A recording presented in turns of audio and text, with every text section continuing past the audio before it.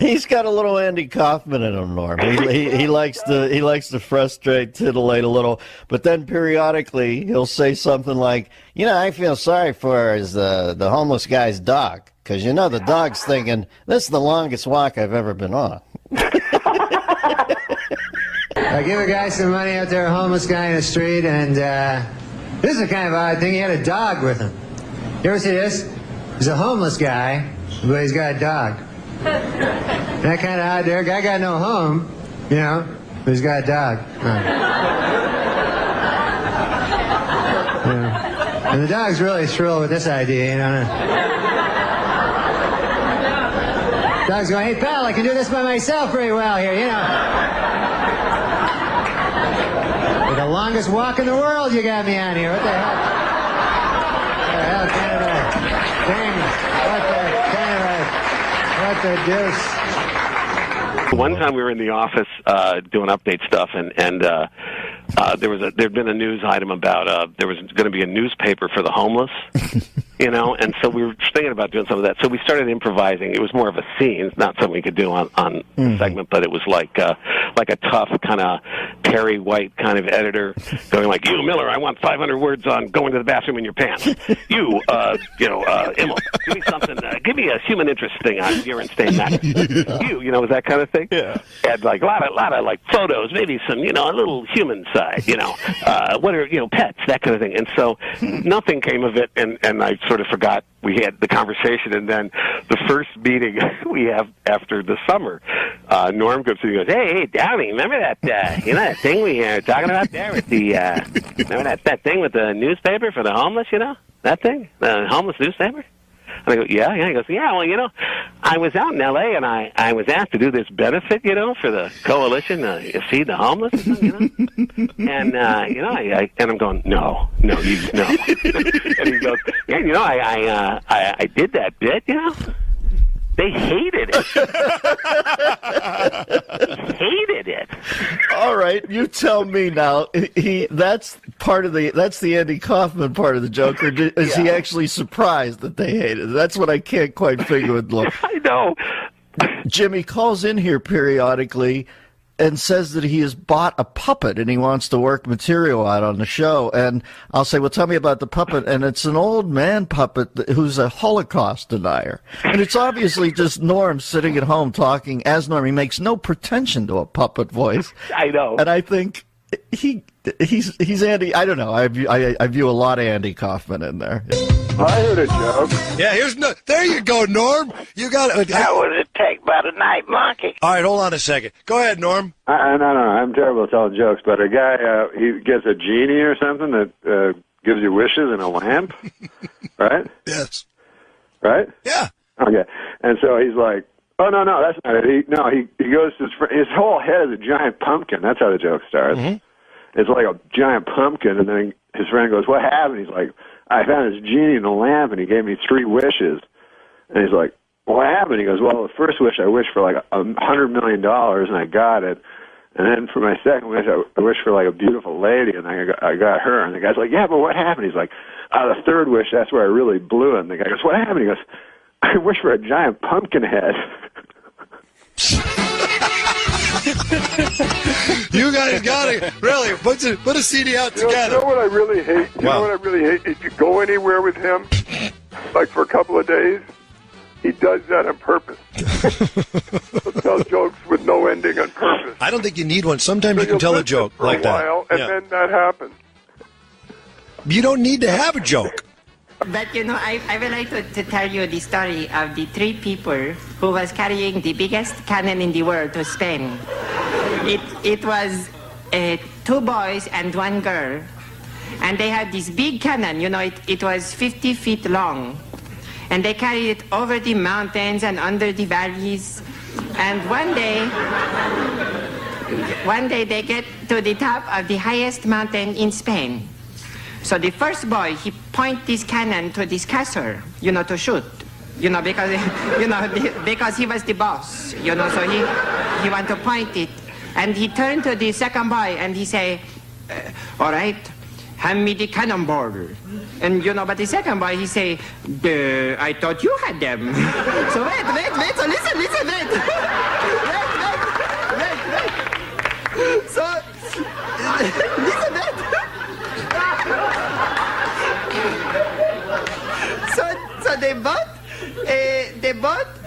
the girl, and she say, "Don't look at me."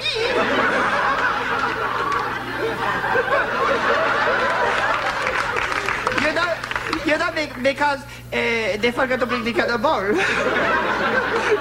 They have the cannon, but they have no cannonball. They could not shoot. Do you understand? Thank you very much.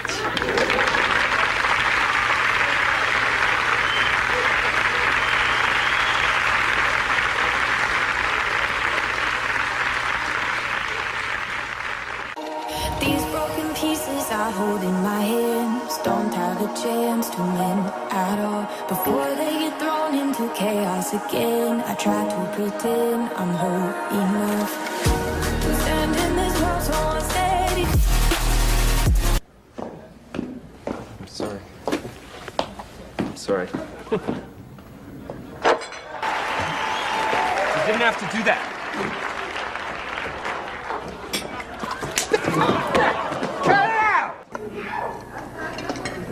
I don't know what that guy's talking about. I can't turn around.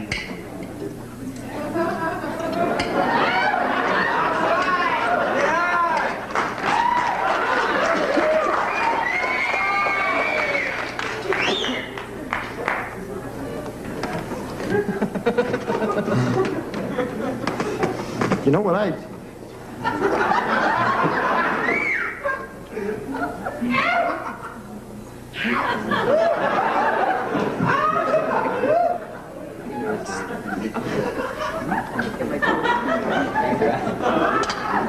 You okay?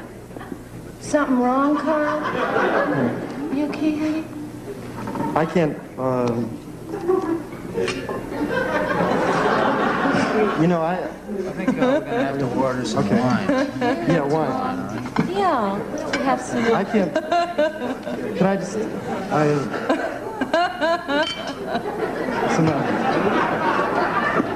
Just say it.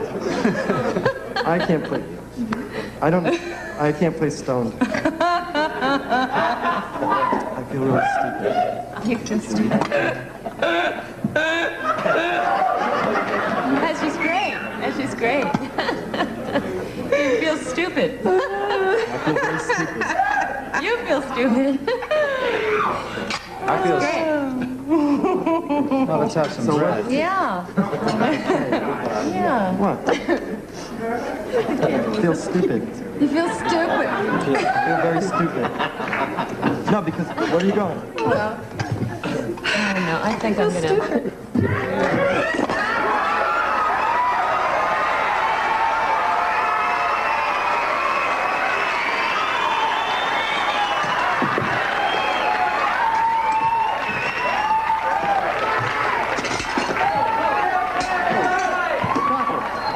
Come on, enough. Hey, this is all in fun. It's all in fun. Come on. All right. It's all in fun. What are you trying to do? This is all, It's all in fun. Come on. where are we now?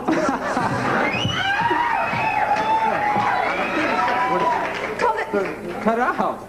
Cut out. So you cut it out. Well, why do you have to push this in my face? Well, why do you have to push this in my face? I'll put it all in your face. Scene in the show. That's Come on. why. Why? So what do you have to? So what do you have to? Come on. Come on. Look, I'm just trying to have fun. Everybody's so uptight around here. Everyone's so uptight around here. I don't understand. Bobby, call the commercial, man. What? I don't know. Why do you have to be so uptight? What? What up to me? Come on, man. Hold on.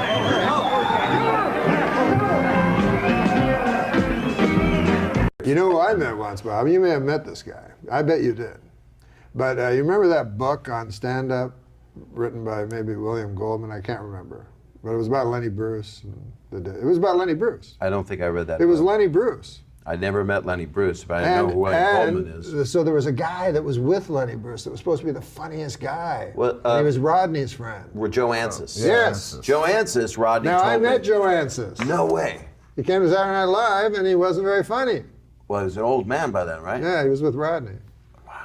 You know, there's a story about him that he was so OCD that he got into a bathroom, took off all of his clothes and naked in the toilet, but didn't lock the stall door. Yeah. And Rodney told me this story, and it has to be true, I guess, and because he didn't tell that many stories this many times. And he's naked, standing on a toilet seat. So you look under the stall, and the guy saw that there was nobody there, and he was trying to take a shit, and he was just naked like a crow, and his clothes were laid up over the side of the stall. Yeah. And a guy opened the stall, and they both went, because he was like naked with like his dick hanging out. My God. Just a creepy story. There was no punchline to it except how OCD the guy was, how crazy. I heard a great story, and correct me if I'm wrong, about you running into Rodney after he got out of a hospital at Caroline's. Was that you? And he was waiting for Ron Jeremy? Yeah, that was at his place. That's actually in the book. It's in the book. Is that in the book? Yeah, there's a story. Tell everyone that story. It's a true thing. That I was supposed to have dinner with Rodney at 7 o'clock on a Wednesday. And I got to his place, and he was in a robe, and he'd just had surgery, but he was healed, you know, wasn't like hanging out. He had a scar up here, and he said they took out all my guts, lied him next to me, and then put them all back in. That's how he talked about his surgery. It's just like something quick, like Legos or something. And so I got to his place Wednesday night, and his wife was going out with a friend, and he goes, "Bob, you didn't call to confirm." I said, "I'm not late. This was the plan." "You didn't call to confirm, man. I'm sorry. I got Ron Jeremy coming up here with 2 hookers." And I said, "Well, I got to go. I'm not going to. I met Ron before. No offense. I just don't. I'm good. I'm going to leave." And Rodney goes, "Oh, I'm sorry, man. I feel bad." He had a release on the table that just says, "I, Ron Jeremy, allow Rodney to use me in his book." And that was just going to be his signature. That's what it was all for. So Rodney goes, "Sorry, I'll walk you out. I feel bad, Bob." And he walks me over to the elevator, and the elevator was just to his unit.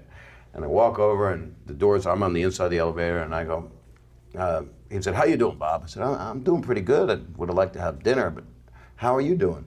And he goes, "You want to know how I'm doing?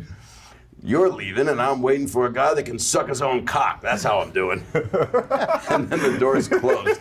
And we both laughed out loud because he said it with, he had no energy up to that moment. And when he said it, it was like a back-to-school moment. Like, you know, "That's how I'm doing." He yelled it. And that's what the guy could do, apparently. You know, the potato bug of porn actors. Yeah. Could curl himself up. And you've met him. I met him. He loves comics. Thinks he's funny. He's the funny one. He loves comedians. That's the guy you definitely want to fist bump, not shake. Oh, yeah. Talk about that big juicy thing you were talking about. No.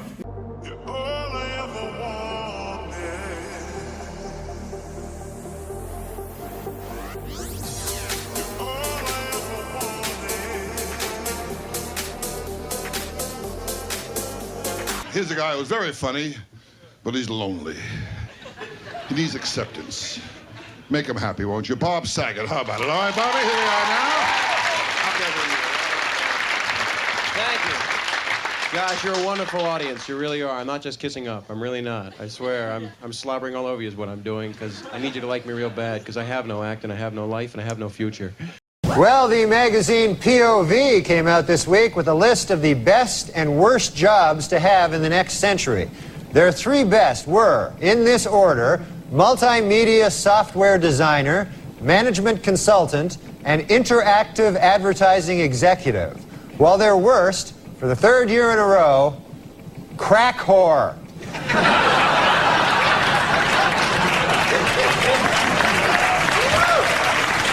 Finally, in U.S. News and World Report's list of the best and worst jobs for 1996 is out. Last year's best job, multimedia software consultant, was replaced by a new best job, bioindustrial engineer. And in the worst job category, last year's winner, crack whore,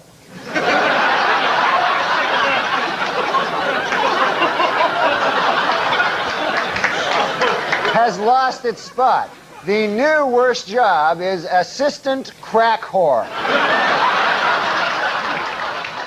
Finally, according to the U.S. News and World Report 1997 Career Guide, the best job in the United States for the 2nd year in a row is interactive business system analyst. However, last year's worst job, assistant crack whore, has been replaced by a new worst job, crack whore trainee.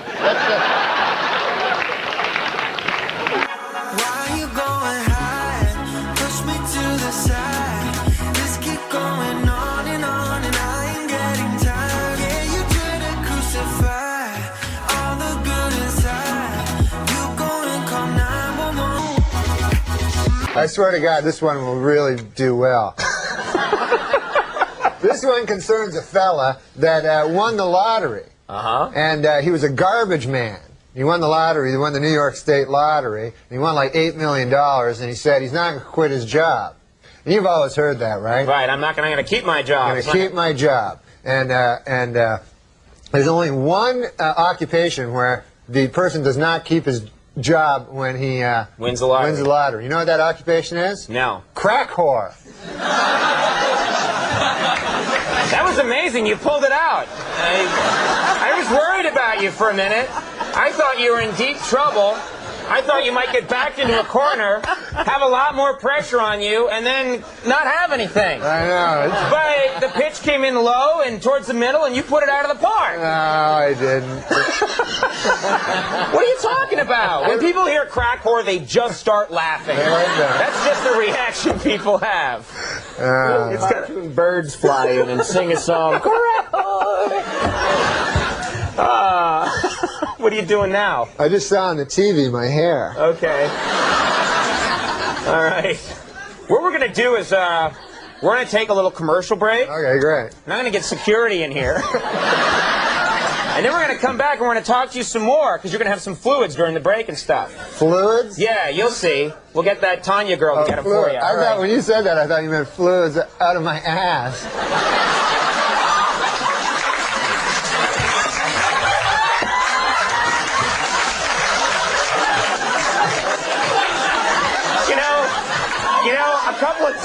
A couple of times in the 4 years I've been doing this show, someone has stopped me just before I went to commercial to try one more joke.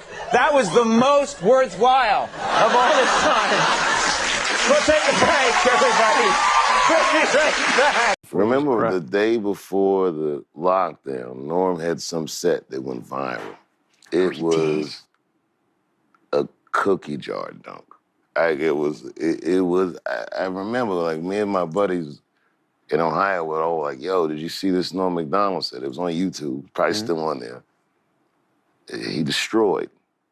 And he even... Oh, right. At the Improv, yeah, right, when he talked about the pandemic. It was a incredible cookie jar dunk. And you could tell it was off the rip. And it was all that, all the anxiety that the day before the whole world goes into lockdown. Yeah. And he was just on some fuck it.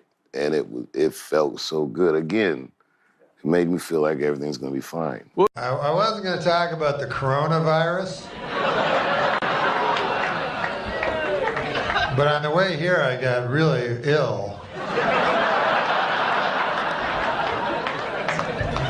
But I think it was because I ate a cherry pie. Like, I got a cherry pie from Bristol Farms, and I ate it, and then the car was going weird, and I was like, oh. And then he turned on the radio, Jeremy, and then all the fucking news was like, the guy was like, well, there's been so far 11 cases, 50, 200. I don't feel good, you're like, oh. This is not good. So my plan is just to not die. Survive long enough where they find a cure. Some people will have to die. But finally they'll find a cure for me. And then I'll thank all of it. It's funny how Big Pharma is so evil till now.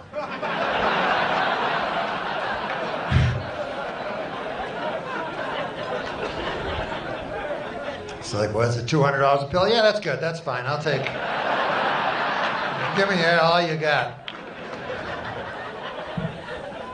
It's funny that we all now know how we're going to die.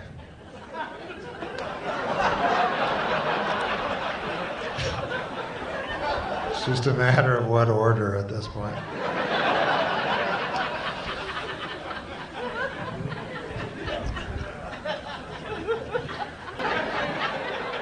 Oh, I can't touch my fucking face. Remember the good old days when washing your hands didn't take 3 hours? Like A, B, C, D. Just take me now.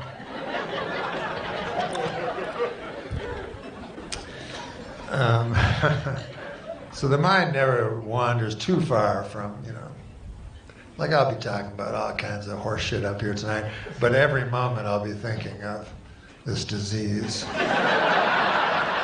Just to let you know. But it comes at a good time, this, where we're all quarantined, because we know how to live like that, right? We got our fucking magic phones and computers and everything. We don't need no fucking people. It was the last step between us and happiness anyway, were people. Got the TV and shit. Fucking more interesting people than anybody I know. Listen to fucking First Take and spend my last moments on Earth with Max Kellerman. We hate the most.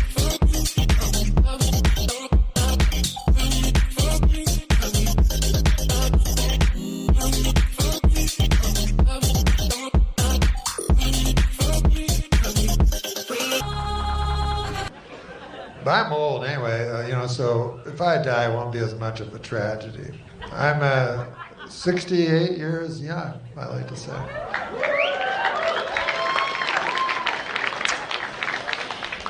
Yeah. You get old and you start worrying anyway, Forget the coronavirus, like that's possible. But it was a good idea you made. It was a good choice tonight to come out and sit beside total strangers. At least I might be here. I can run, At least I can flee when I see it. Everything's good about, you're an Irishman. Me mother, she was orange. Me father, he was green. It was the biggest mix-up that you have ever seen. I'm Scottish. I'm a Scot. You're Irish. Yes. What are you? Swedish German. Swedish German? Are you really? Yeah, really. Why would I lie about that? It's not funny. It's very odd, 'cause it's a very strange lie. I put one over on those people. Yeah. Swedish German. No, I'll tell you why it's funny, man, because I was in Georgia, Atlanta, Georgia. Yeah. I met a good old boy down there, and he said, he said, you know Andy Richter? Yeah, he did. Yeah. You met a guy in Georgia, and he said, you know Andy Richter? Oh, yeah, you guys do well there. Oh. And he said, I said, yeah. He said, you ever heard of Andy Richter joke? I said, no. He said, well, most of it's based on him being Swedish German. And then he told me an Andy Richter joke. And Really? But I didn't know he was Swedish German. I thought it was all nonsense. Yeah, well, now this lines up perfectly. Let me ask you something, because it sort of relates to the first... Wait, don't you want to hear the joke? No.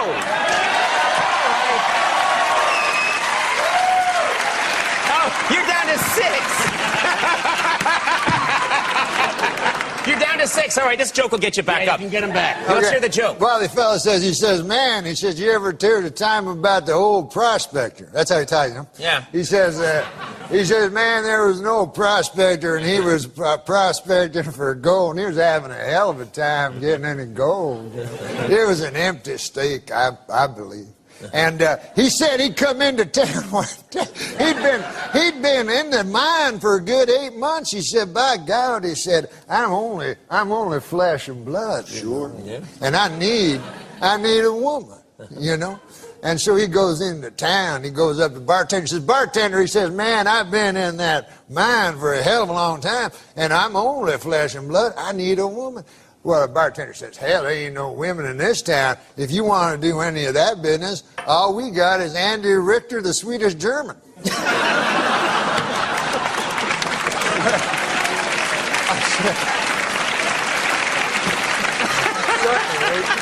The prospector, he says, no, he says, hell, I ain't into that funny stuff, He says, I'll be fine. So he goes back to his state, and he's back in that mine, man, and 6 months passes, and a year passes, and Conan, people are weak. Man is made of flesh and pride, as the scriptures tell us, and by God, that old prospector finally broke to his knees, and he said, I'm no worse than he went back to the bar. Yeah.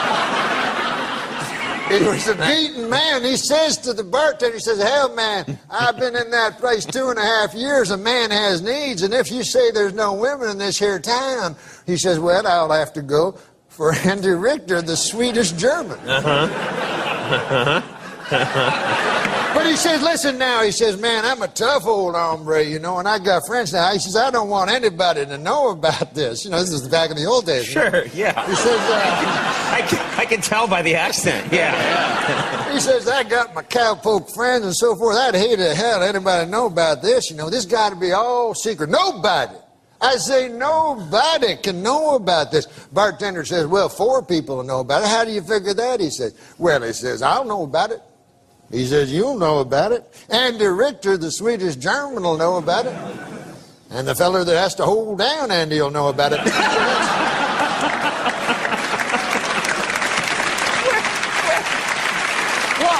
Why? Because Andy Richter, the Swedish German, he don't go for that funny business neither.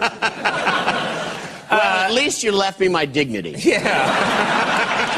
I like the way that story ended. Yeah, that was a nice. You weren't gay. Right. Well, but that's not beside the point. You were raped. No, it's more.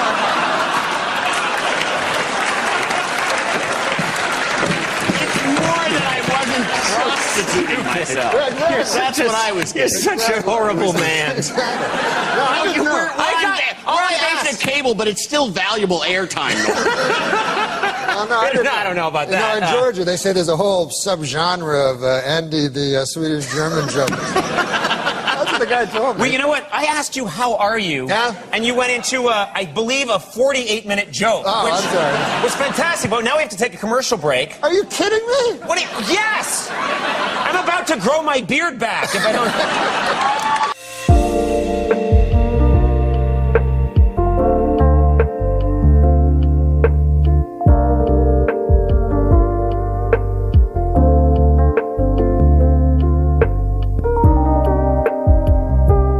Jada, I love you. G.I. Jane 2, can't wait to see it. All right?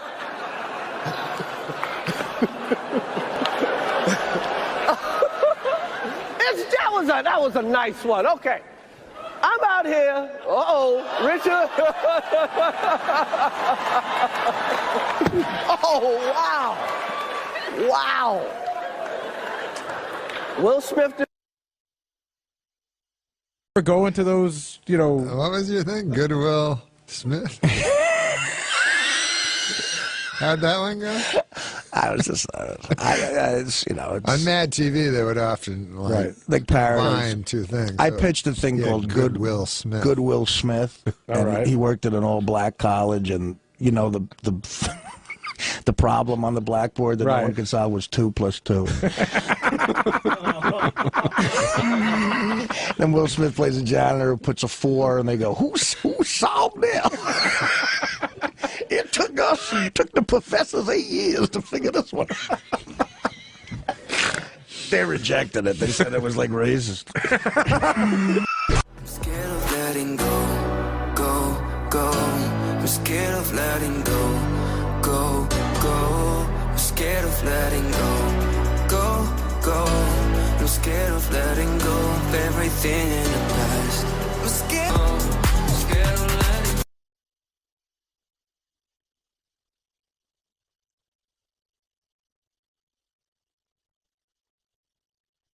Okay. That was a greatest night in the history of television. Okay. Didn't you once perform at a hospital for the insane? Yeah. What are you drinking? What are you drinking? Fanta Orange. Of course you fantastic. are. Of course you are. Fanta Orange is. You like the Fanta Grape too, right? I'm assuming. I have a grape Fanta for when my friends have Oh, don't do that, Norm. What? Norm. I always have it here. But I did do a hospital. It was supposed to be a regular hospital. And when I got there, there was barbed wire and everything, and it was a hospital for the criminally insane. And they had an incredible room, and they said the Gatlin brothers were here last week, and I was like, what? Like, I wasn't even sure they deserved a show. And anyways, I went on. I got heckled before I said anything. As I was walking towards the stage, a guy yells out, "Nice shoes." Now, these guys are not politically correct. No, right. These are criminally insane people. You have to understand. Right. And then the guy beside him goes, "Jerome's right. Them some shoes." No. Norm. Okay. I don't. Well, now what do we do? Every dumb button at ESPN was just okay. Look at you guys with your. Is he still there? Or did we lose him? Once we dump him twice, do we lose him, or do we still have him there? Give me a second. Okay. Let's have a talk with Norm. All right. Well, all right. We'll come back and do celebrity prognostication with Norm MacDonald. We think. This is the Dan Le Batard Show with the Stugats on ESPN Radio. Our thanks to Hank Azaria for joining us earlier. Norm MacDonald needs to make his NFL picks for this week, so he rejoins us here on the Shell Pennzoil Performance Line. We like awkward around here. He's better at awkward and uncomfortable than we are. Mike Ryan's objection to the continuing of this segment has been duly noted. I would say Norm's the best ever at awkward and he's uncomfortable. Awkward and uncomfortable, yes. And he's got a new book out based on a true story. That's the title of the book. It's available September 20th. Our executive producer, I am responsible for whatever it is that happens next because Norm was dangerous last segment. So, Norm, can I ask you to behave yourself within the context of Norm MacDonald behaving himself while we do these celebrity predictions, please? Oh, yes, of course. Everything I said had a quotation mark around it. It was someone else saying it. I understand. That's right. You did say that. There was somebody else saying that. And the story, you didn't get to the end of the story, right? So you were being heckled. Don't use the words again. But you were being heckled. I'll tell you, the end of the story was a criminally insane guy made his way to the stage and started biting my leg. and then that worked really good.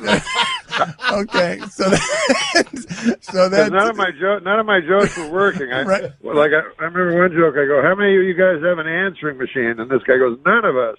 And the guard goes, "Tuesday's the day for any complaints, Kowalski, and you know it." I'm like, "Oh." He goes, "Pipe down, let the man speak." I'm like, "This isn't going good." I love a set ending with you being bitten. Will you guys quit being uncomfortable in there? Come on, it's Norm MacDonald.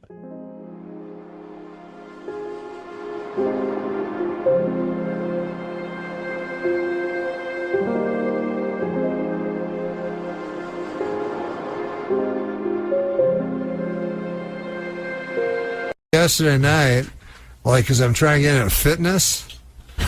So for the past 2 days, I was doing those weights and all that stuff. So then I was like, yeah, I'm going to run. And then I looked on the computer about running, and they said barefoot running was good. Yep. So I barefoot ran on this sidewalk, and then I cut my foot. And then I had to walk back like a half a mile with a cut foot, so now my foot's all weird. Yeah, that doesn't. They are saying that barefoot running is the way to go. In fact, they have these ridiculous shoes that protect the bottom of your foot, but each individual toe. But I've thought that often. If you're a man from the Western world, your feet are not exposed that much to rocks and glass. It's not like in Kenya where they run for That's what Steve was 30 saying. miles. Yeah. So we're very susceptible to what is on the ground. You could end up with tetanus. You could step on something infected with something. My suggestion to you would be to run with shoes. That's what Steve's worried about because I just put some water on it, but my feet are still water. My feet are still filthy. Oh yeah, like the bottom of them look like homeless guys' feet. Oh really? Now, have you bathed since the run? I soaked it, but it's the black it's deep, that black. Whatever, like tar and asphalt. It's dug into your skin now. Yeah. So you're getting very much into fitness because we taught you. By the way, you were great when we talked to you on the phone. Unfortunately, the guy producing it didn't have your voice in any of it, so we couldn't play it. Really? Yeah, but so if any of this seems redundant, I apologize.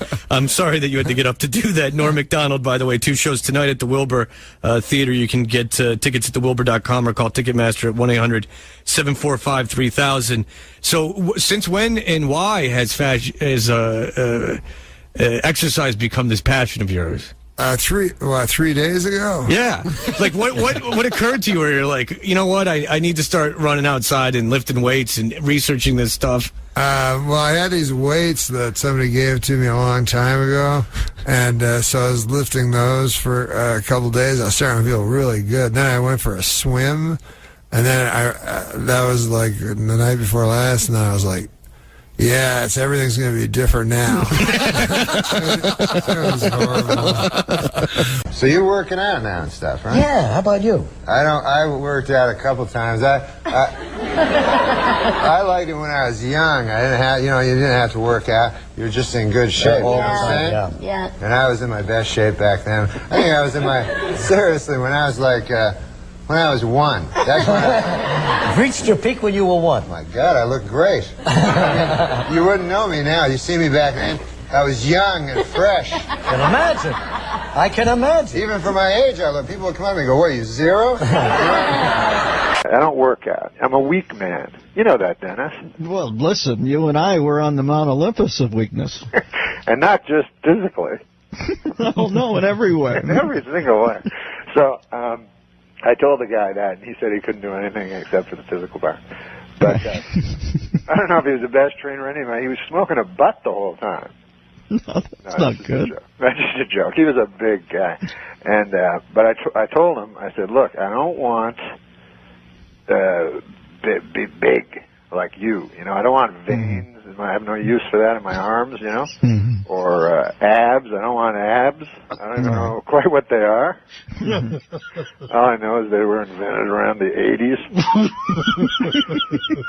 And I don't even know what you do when you get them. You know what I mean? Because you got to wear a shirt. You just go to work and go, hey, you want to see these things on my belly? Everybody's like, no.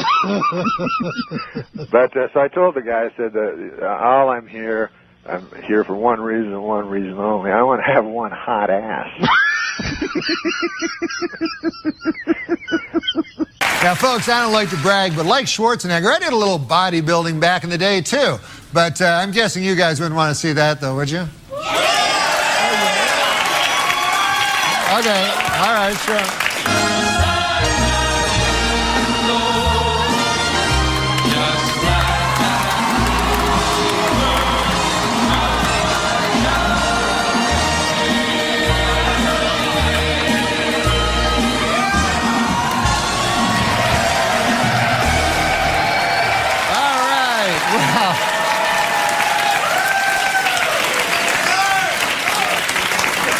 Let's hope that doesn't live on the YouTube forever, long after I'm dead, out of context.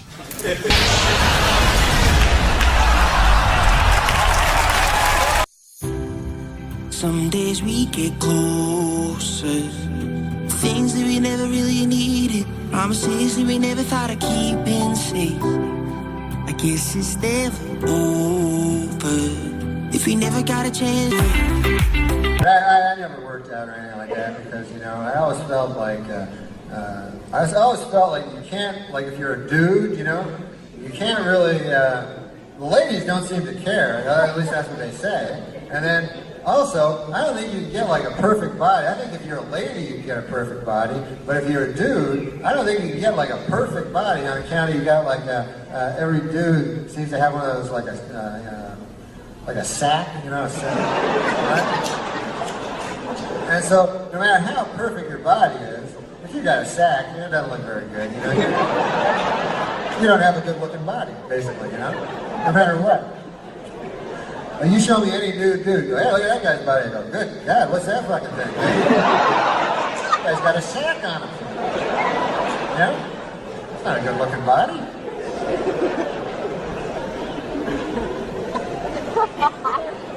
You ever see a guy with a good-looking sack? You ever hear a guy go, hey, Bob, you know what your best feature is? Me and the guys were talking about it. Your sack. Holy Lord, you doing something different with your sack lately or something? God damn, that looks good.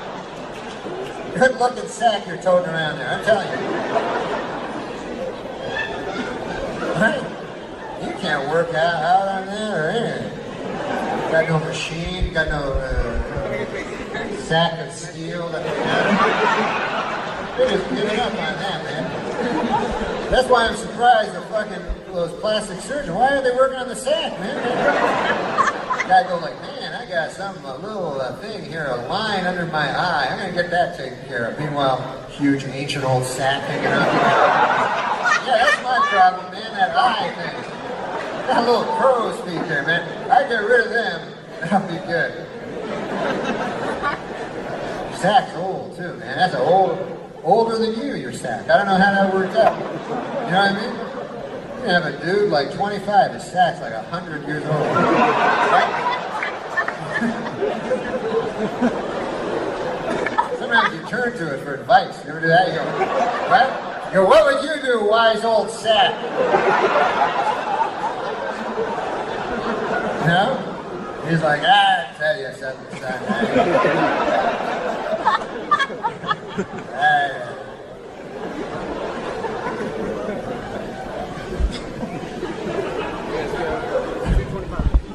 You see old guys sack like that. Old guys sacks are really old because they're like 80. Their sack's like 400 or 500 years old. It's like a fucking old, like a tree or something. It's not like a tree, but trees are old. I read that in a book. People magazine, Johnny Depp, sexiest man alive, huh? Hey, listen, I don't care what you think of this guy. He's a hunk. You know that. I know that. Yeah, sure. We can say that. Let's not kid ourselves. Now, apparently he's taking advantage of this sack. Do I need this anymore? No, you've established it's real. People know about it. Yeah. So he's a... Look at that guy, man. Good Lord, I'd like to... Whatever. But I'll tell you this about the new movie he's doing, Pirates of the Caribbean 3. He'll be doing full frontal nudity. Is that true? Yeah, it's rated R.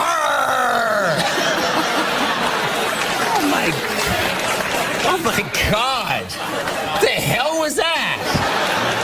Is it really my fault? 'Cause you try to hit me with your pity till I can't trust, but I still push on.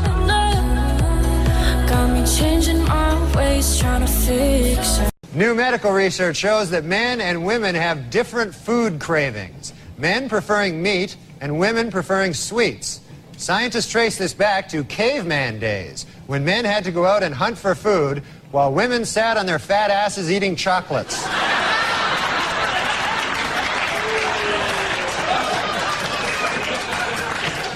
Last week, Duchess of York Sarah Ferguson visited the Big Apple and showed off her 14-pound weight loss. Hopefully, this will not interfere with her official duties of sitting on her fat ass all day long.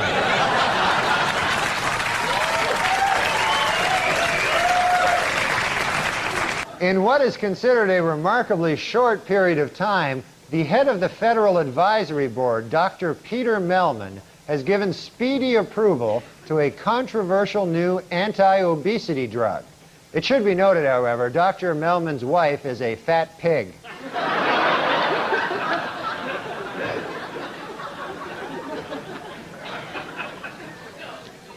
This week in Minneapolis, the Minnesota Obesity Center officially opened. Its goals? To find ways to identify behaviors that lead to obesity. Also, it's a good place to meet fat chicks. John Goodman has announced that he will not be returning to Roseanne next year.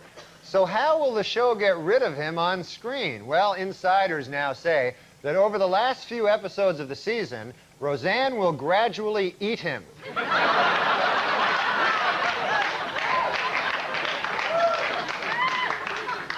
According to a controversial new biography, Elizabeth Taylor likes her lovemaking loud, rough, and frequent. Coincidentally, that's also how she likes to eat.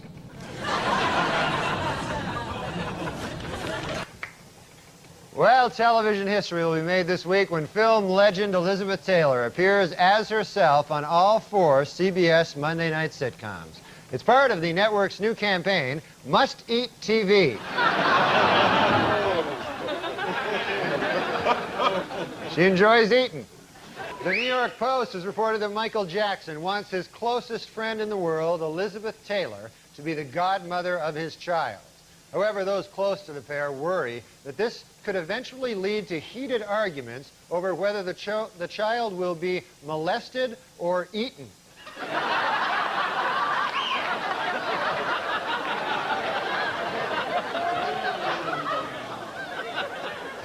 Yeah, Ricky Lake, you know, she really is an animal lover, though. She has 3 cats, 2 dogs, and a big ass that follows her around everywhere.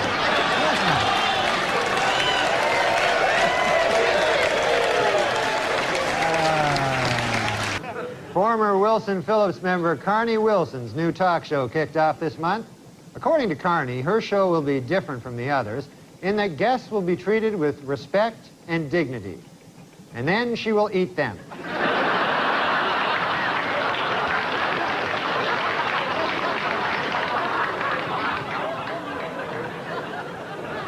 Talk show host Ricky Lake has announced that she will finally publicly apologize for her role in a destructive anti-fur demonstration. Then she will eat a huge can of frosting.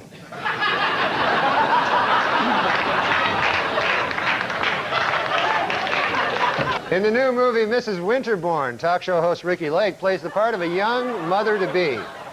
According to film's producers, Miss Lake was so serious about achieving a realistic pregnant look, she forced herself to lose 30 pounds.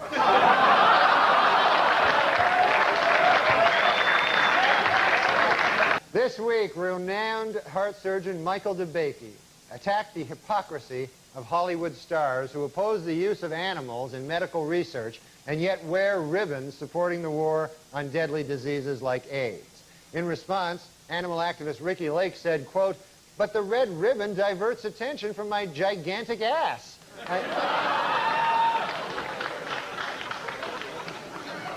A sad story from the world of entertainment this week. Talk show host Ricky Lake had to get rid of her dog Dudley after the pooch became too aggressive with her 7-month-old son Milo. A clearly saddened Lake said, "It broke my heart to get rid of that dog, but he was delicious."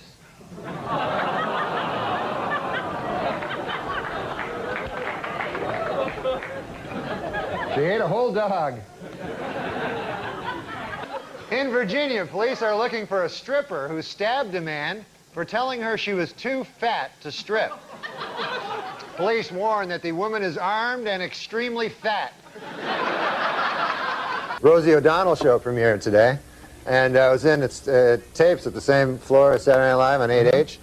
They had flowers sent. There was the whole, it's unbelievable. You know, people must love her. There's flowers all along the entire 8H. Right. All flowers. They're sent by, like, there was one from Madonna, one from Elizabeth Taylor, Regis and Kathy Lee. I've never seen so many flowers. I didn't even realize you could eat flowers. You say there's no way we could go back, and that I've broken what we had. Oh, I wish that you would come around. No. I don't understand something. What? You went to a doctor, you said, hey, what's with me? Say? I'm around Elle McPherson and I'm not getting aroused. No, I didn't mention her. Yeah, but and you start to get concerned that, hey, why am I not getting aroused around these beautiful women? Yeah, because I used to always get aroused all the time, no matter what. Like, I could see a giant fat woman, like, part of her ass. Right, and you get excited by that. Yeah. Are you on medication of any kind? No. I just, now I'm just... Do you need that testosterone patch or something? Yeah. What's that? Yeah, it makes you more masculine. Oh, yeah. You know what I mean? But then your hair falls out. Yeah, you got to be careful about that. So, Norm, what do you think about? What? When you're masturbating? What do you think about? Well, you know, like... Fat woman's ass? No. Like, who do you think? Did you ever think about Elle McPherson? No. Oh, I don't believe that. Who do you think about? I don't think girls about... you just met. I'll tell you something. I can't think about, like, girls that I don't think I could have sex with, because I don't have that good an imagination. Right, it's got to be someone you think you can get. Right. That's how I am. Right. So I sometimes I think of, like, kind of unattractive girls when I'm... right, when you're doing stuff. Right. Yeah. Yeah, I do that too, though. Yeah. Like sometimes like one of the interns here or something I'll think about, because I think that, like, I could definitely get You ever think about Rosie O'Donnell when you're doing it? Good Lord. No way, right? Name some names. Yeah, name some names of who you think about. You know what Rosie O'Donnell would be good at giving? What? Really wide head. Oh, that's funny. Does Rosie O'Donnell have the biggest head on the planet? Yeah, she really does. How much does her head weigh? Do you take a guess? About her head weight? Yeah. Oh, well, that age-old argument. I'm not going to get You're not even going to get into it. Yeah. I see. And she's on the new $100 bill. Did you see her picture? It's pretty wild. This is my move. First of all, I'm not good at getting ladies. You're adorable. Thank you. So are you. Thank you, gentlemen. Sean, nice to meet you. Norm, nice to see you. Let's talk about... I will say, Key does not need tricks, because I've never seen as breathtaking a girl in my life. And her smile is so genuine. It's unbelievable. Why are you doing this to me? You're so sweet. Oh, I know. That's just...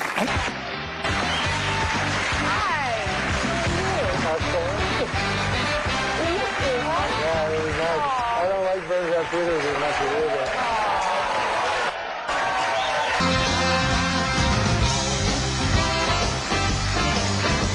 do. Where are you headed off to for your dinner break? My stupid friend.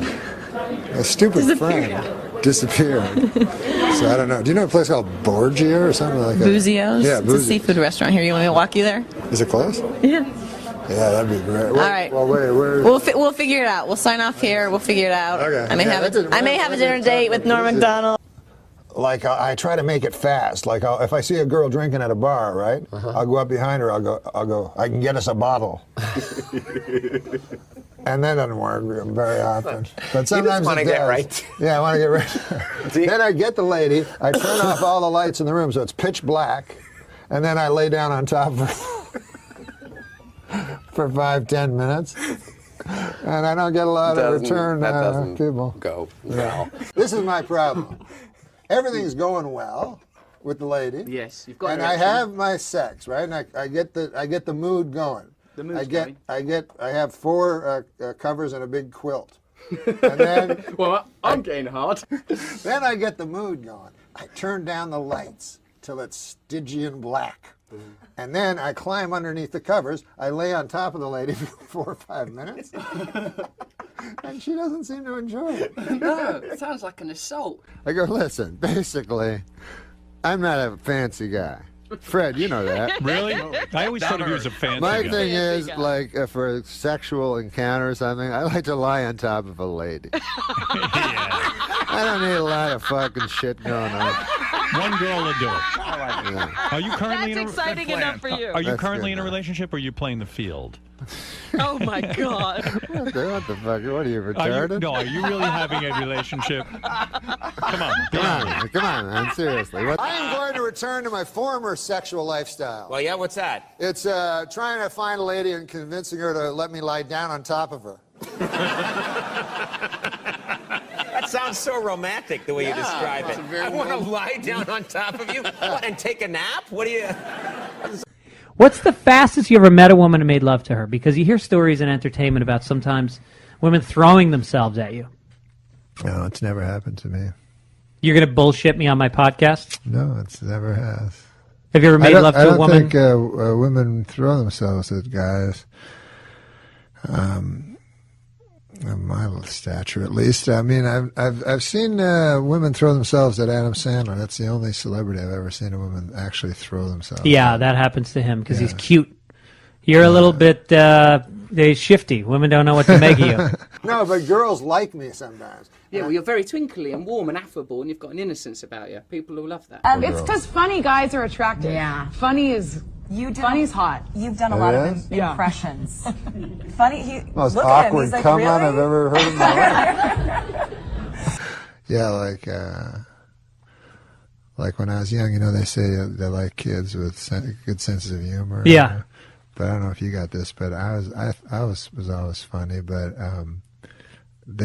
girls would just go, "You're weird," not funny. They go, "You're weird." Yeah. Yeah. The least funny guys in school. They would be the funny guys. They got all the pussy. I mean, the guys that were just like, I don't know, they didn't even have to, they could be from the right side of the tracks, not the wrong side, and they could just be just like a guy with a fucking crew cut, never made a joke. Sometimes you'd see guys, like I knew this guy, I don't know if have you ever met a guy who's like, you don't even understand it, but just gets women all the time, and it's like very mysterious. Yeah. Like I know this one guy literally got a different woman every night. I'm not even exaggerating. I asked him what his secret was. He said he was a serial rapist. So for him, It was I just don't think that counts. perfect. No, but you know, when I was on Saturday Night Live, guys would come on, and they were handsome guys. Yeah. And they were convinced they were funny, and the publicist would go, "Oh, this is going to be really good for Gabriel's career because he's so funny, you know." And then the fucking guy wouldn't be funny at all. And I came to me that, you know how they always say, like, women like guys with senses of humor. It turns out they just laugh at handsome guys. Yeah, exactly. The bar is lowered a lot. Yeah, I mean, when you think about guys that are that got into comedy, it was usually because they weren't good looking. You needed some way to get women to pay attention to you, so you cracked wise. Is that what they say in Canada? I never did anything for girls. I mean, I've always heard that stuff. But you're a good-looking guy. I mean, you've always been tall, dark, handsome. You're the classic, you know, lean, you know, pretty eyes. But my motive in life was never girls. I mean, I hear that, like, people buy cars to get girls. Yeah. And they do jokes or play the guitar or stuff. Yeah. But I don't know. I never had that motive. One time I was on a sitcom, right? So they say, in this episode, you go out with an older lady. Is there any older ladies you'd like to go out with? So when I was a kid, there was this movie MASH, and Sally Kellerman came out of a shower naked, and was every child's fantasy. You know? So I immediately said Sally Kellerman, forgetting that now she was 75. Right. So she shows up on the set, and I have to kiss her, and so I overdo it. You know what I mean? Like, because I'm embarrassed. Yeah. Because that's what I'm like, kind of. So instead of just kissing her a little, I'm like, ah. And all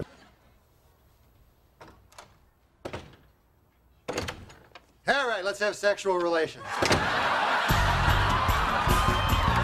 Do you ever have to kiss an old lady, like, passionately? No. It's just teeth. It's yes. They have no collagen in their lips anymore. This right? Well, but she had her teeth. You say? She had her teeth. Hey. You don't know whose teeth they were. Well, they were hers. She bought them at least. Yeah, she owned them. Yeah, but she stumbled like Adam Egan. Hey, what? Like kissing Adam Egan. No, she was a beautiful lady, you know, and she was a. And then Sandler, every time he has me in a movie, he gets me to kiss like an old bag. Not an old bag, I shouldn't say that, but hag. Like, yeah, like one time the lunch lady, and everybody else was kissing nice ladies, and then I was kissing this old lunch lady. So again, I tried to overdo it to make the lunch lady feel nice about herself. Well, that's kind of you. That was kind of nice. That was nice. But now, what if she's watching? I can guarantee you she's not watching. Well, if she gets USA Today, she is. Thank you very much for being That was here. fun. Can I kiss you? Of course. Oh. Oh. So sweet. Oh. Sweet. I'm glad I had a served. Everybody asked me on this show, when are you going to get a woman? I said, I'm not going to get a woman before I get Roseanne. I'll fucking tell you that.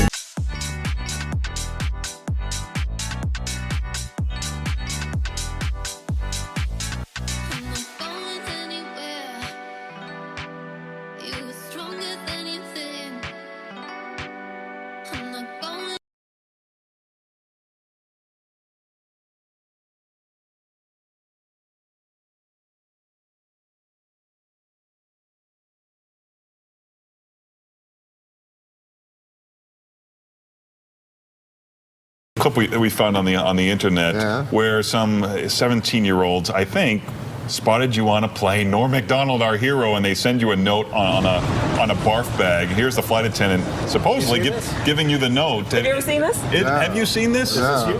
Does this seem to be you? That's me. What? Where's this? What? This was on a plane. 1 hour later. That's bizarre. And then these kids were told it's probably not a good idea in this day and age on an airplane to send notes on barf bags. Oh, I remember this, Brian. Where's Brian? I remember somebody. Yeah. I remember this. Yeah, because they sent me someone came to me, a stewardess, and said, "Do you know this person? And what's this note mean?" Because I know they had sent a note because I played Death on Family Guy. Yeah. That's what it was. Yeah. And they sent me a note saying, "Hey, it's good to have death on the plane," or something. Oh, no! Not the thing you want to write. Yeah. And then they got in trouble. So yeah, that must be what that is. Yeah, I went on the airplane, you know, and I'm getting recognized now, you know. That's great. Not as much as a real famous guy, but like halfway between like a real famous guy and a guy that's not famous at all. Yeah, that would make sense. Sure. So, like when I was flying in, a weird thing happened. Like I sat down on the plane. You know how they get you to sit beside a stranger, another guy. You know. Right. So I'm sitting beside this guy, and the guy goes, "Hey man, I really like you on the show on Saturday Night Live, Bob." He calls me Bob. And so I go, "Hey, thanks a lot," you know. And he goes, "Yeah, I like when you do Dole, you know, Bob, you know." And I go, "Thanks, you know." And I figure, what the hell, Bob? That's a name like any other. You know? Good name, funny. Yeah, it's all right. So I go, I'll just go along with the guy. So he keeps calling me Bob and everything. And then this other character, later on in the flight, about 2 hours into the flight, he comes out of the bathroom, you know? He was in the bathroom. Yeah, right. So he comes out, and he's walking down. Suddenly he sees me, you know, he recognizes me. And he goes, "Hey," he goes, "you're that guy from Saturday Night Live, right?" And I go, yeah. And he goes, "What's your name? What's your name?" And I go, "It's Bob. My name is Bob." Right? So then the guy goes, yeah, Bob. He goes, "Bob what? What's your last name?" So then I was going to say McDonald, Bob McDonald. I thought maybe it'll like trigger something in the guy's mind, you know, and he'll remember my actual name. Right. Maybe by saying Bob McDonald, he'll go, "No, it's Norm MacDonald." Right? Yeah, sure. Then the other guy will go, "What? What? I thought you were Bob." Right? So I'm thinking quick, you know, this is all going on in my head quick. Snap, yeah. So I immediately realized I can't say McDonald, so I'm trying to think of another name. I have to say, you can't wait like 5 minutes, you know? right. You can't ponder it, go, "What's my last name?" Wow. That's an interesting question. You have to immediately say something. So I said, "Bob Kendall." Like that? Because I used to have a teacher, Mr. Kendall. Right. Oh, that's clever. Yeah. Very clever. So I said, "Bob Kendall." So then the guy goes, "Yeah, Bob Kendall." Yeah, Bob Kendall.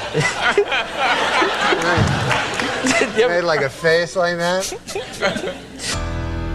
One minute we hug, next minute we barely even hold conversations fine with me.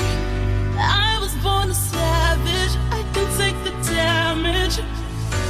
Anything I do. I hung out with him twice accidentally on 2 separate occasions. The we were airplane. on planes. I told you about it, right? I heard they are the one of them, It and happened the twice. smoking. Yeah, that's the smoking hilarious. As soon as he landed, he was talking about how great it was to quit smoking. As soon as he landed, he ran into the gift shop and bought cigarettes and was lighting them before he was on his way out the door. I go, "I thought you quit." He goes, "I did. Talking about it. I wanted to smoke." Yeah, he just does what he wants. But it feels randomly, on 2 occasions, I just was sitting next to him on a plane.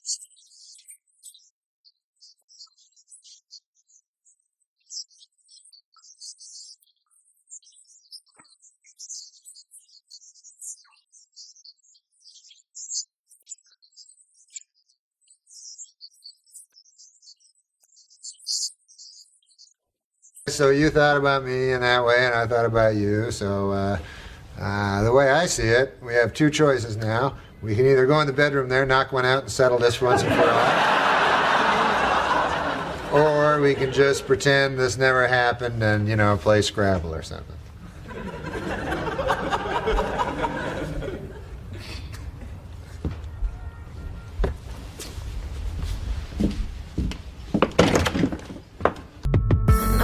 Stay, nobody's gonna change. You won't ever leave. On my mind again, I'm still not tired of it. Can make you want me, and I might act okay. Say things will stay the same. Say them all out.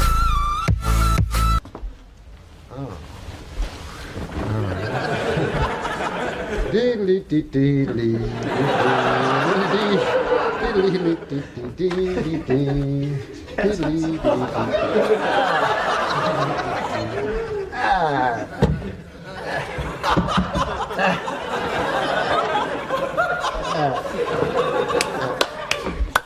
Scrabble, excellent. All right.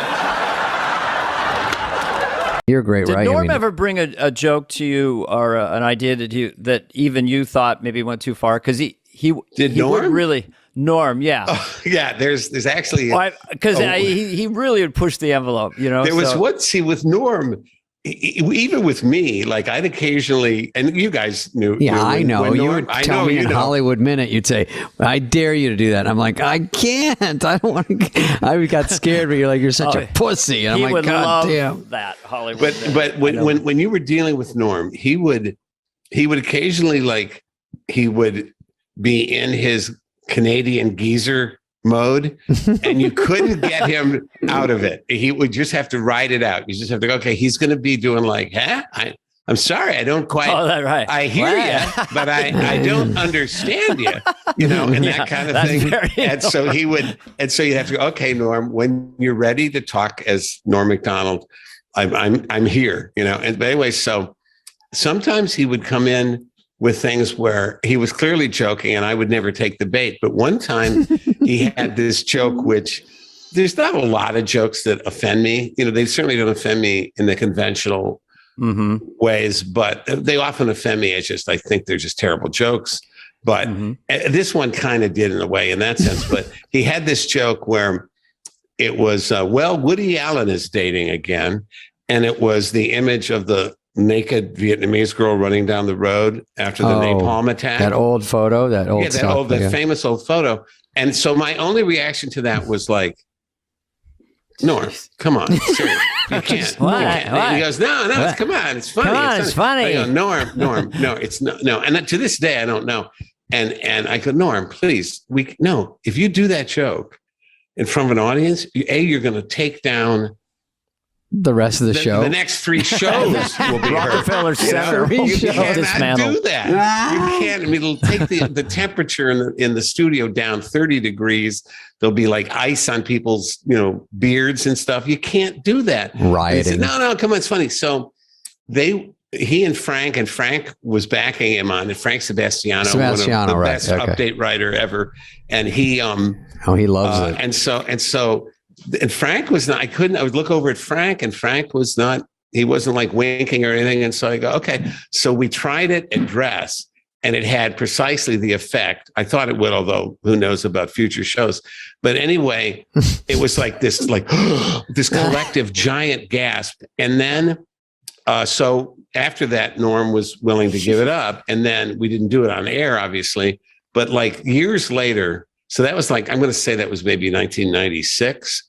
So at least 10 years later, Steve Higgins, who's current producer of the show, comes up to me and says, do you ever remember, and we're looking for a sound effect of an audience being like horrified, offended. And I got it. So I said, I directed them to that update.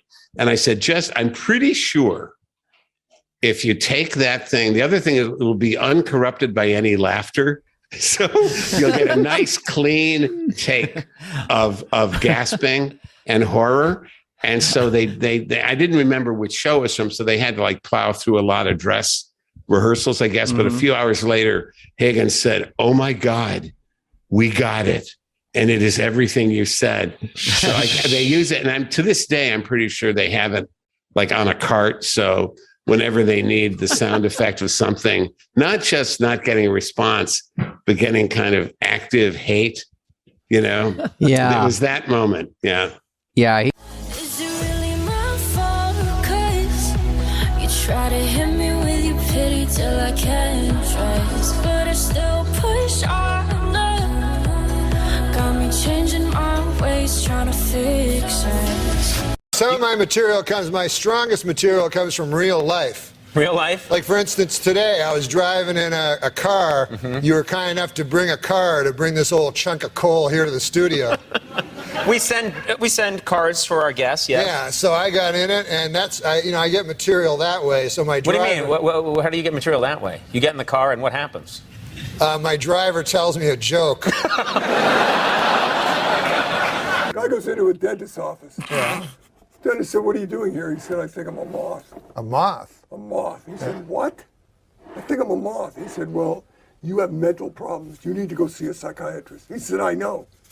He said, "You're in a dentist's office." He said, "I know." He said, "What are you doing here? Why did you come here?" He said, "The light was on." That's a good joke. It's a great one. And you're going to tell it now on the show. Yeah, that's how I get a lot of my material. Okay. Why don't we just have him on next time? That guy. No, wait till you hear me do it.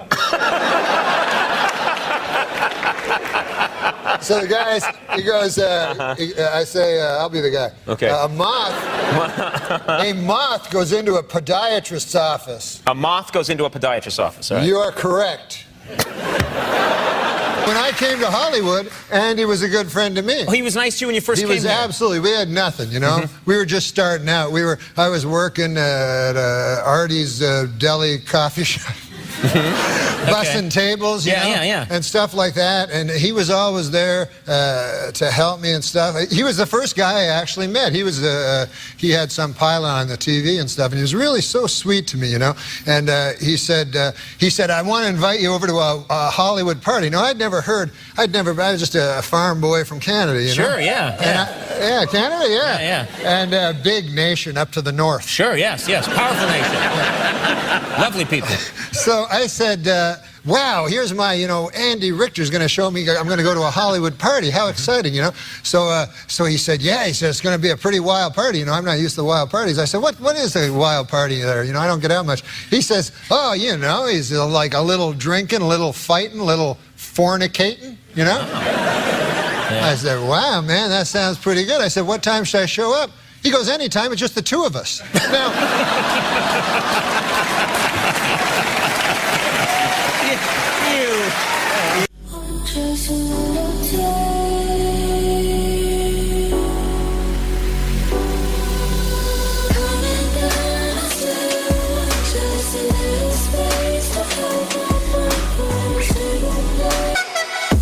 He said, welcome to the neighborhood. I know it's not exactly a neighborhood. I live 40 miles from here. But if you're interested, tomorrow night, I'm throwing a welcome to the neighborhood bash. There's going to be a lot of barbecue, some drinking, some dancing, and some wild sex. Would you like to come? And Morty said, sure, but what should I wear? The cowboy said, it doesn't make any difference. It's just going to be the two of us. You know what you ought to do right now? Get up and dance like Ellen. What? All over the building, and we'll follow you with the camera. Wouldn't that be great? You could dance over women. Yeah. All right, go ahead. Have you ever done the Ellen show? No, not yet. It's the most shabbily run operation. You know who wouldn't do this? Ellen. Oh. Would not do it to me. Take it back. Oh, Ellen. David often gets confused with Ellen. No, that's a true fact. I'm not making it up. No. This was before the goatee, before the mustache, and thank God Ellen shaved that off. But our top story tonight. This week, after months of speculation, sitcom star Ellen DeGeneres finally admitted that yes, she is gay. Inspired by her courage, today diet guru Richard Simmons admitted that he is really, really, really, really gay.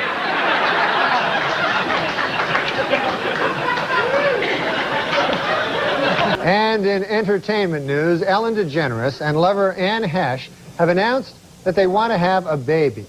However, their plan has hit a snag. They are both women. it is not possible to have a child. On Tom Snyder this week, actor Tony Danza said he thought the recent open display of affection by lesbian couple Ellen DeGeneres and Anne Hesh in front of President Clinton was extremely disrespectful. On hearing the comment, President Clinton responded, "Someone should tell Tony Danza to shut the hell up."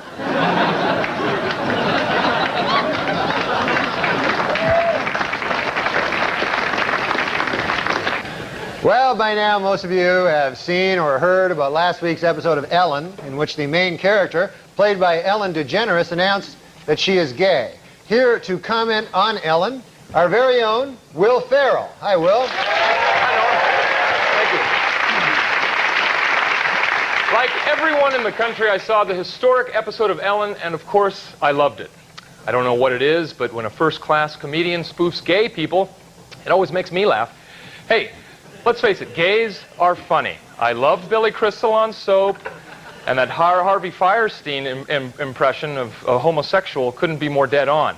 Heck, even I do a funny gay guy around the office. You know, Judy Garland, fresh cut flowers, interior decorating. It's all in good fun. Why not? I'm no homophobe. So, Ellen DeGeneres, I salute you. There's no controversy here. She's just a damn good comedian who's able to get good laughs pretending she's a lesbian. And if that's wrong, then that's my kind of wrong. Well, Will, now, she's not exactly pretending. How's that? I mean, she wasn't on the cover of Time magazine for pretending she was gay. She really is gay. Ellen DeGeneres is gay, the real Ellen DeGeneres. Yes, she's a lesbian. Oh, my God. I'm going to be sick. Oh, God!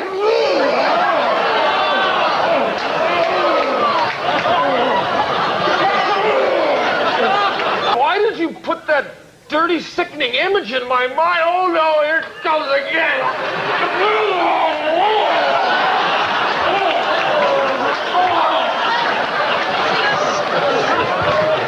God, she's just a lesbian.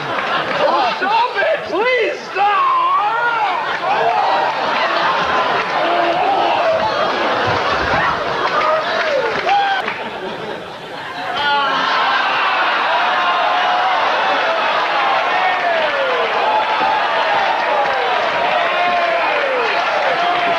Quite good.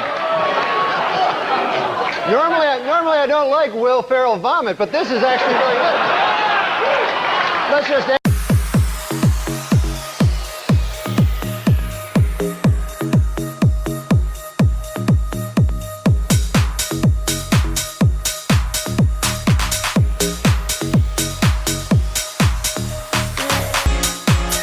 and then there's gay ladies too, lesbians, you know, that I think, like, for mainstream America, they're easier to accept, you know, because, you know, there's no, like, anal tearing and stuff. So basically, I don't know what they do. I guess they just, like, lick each other or something. I don't know. They can't fuck because they got no cock.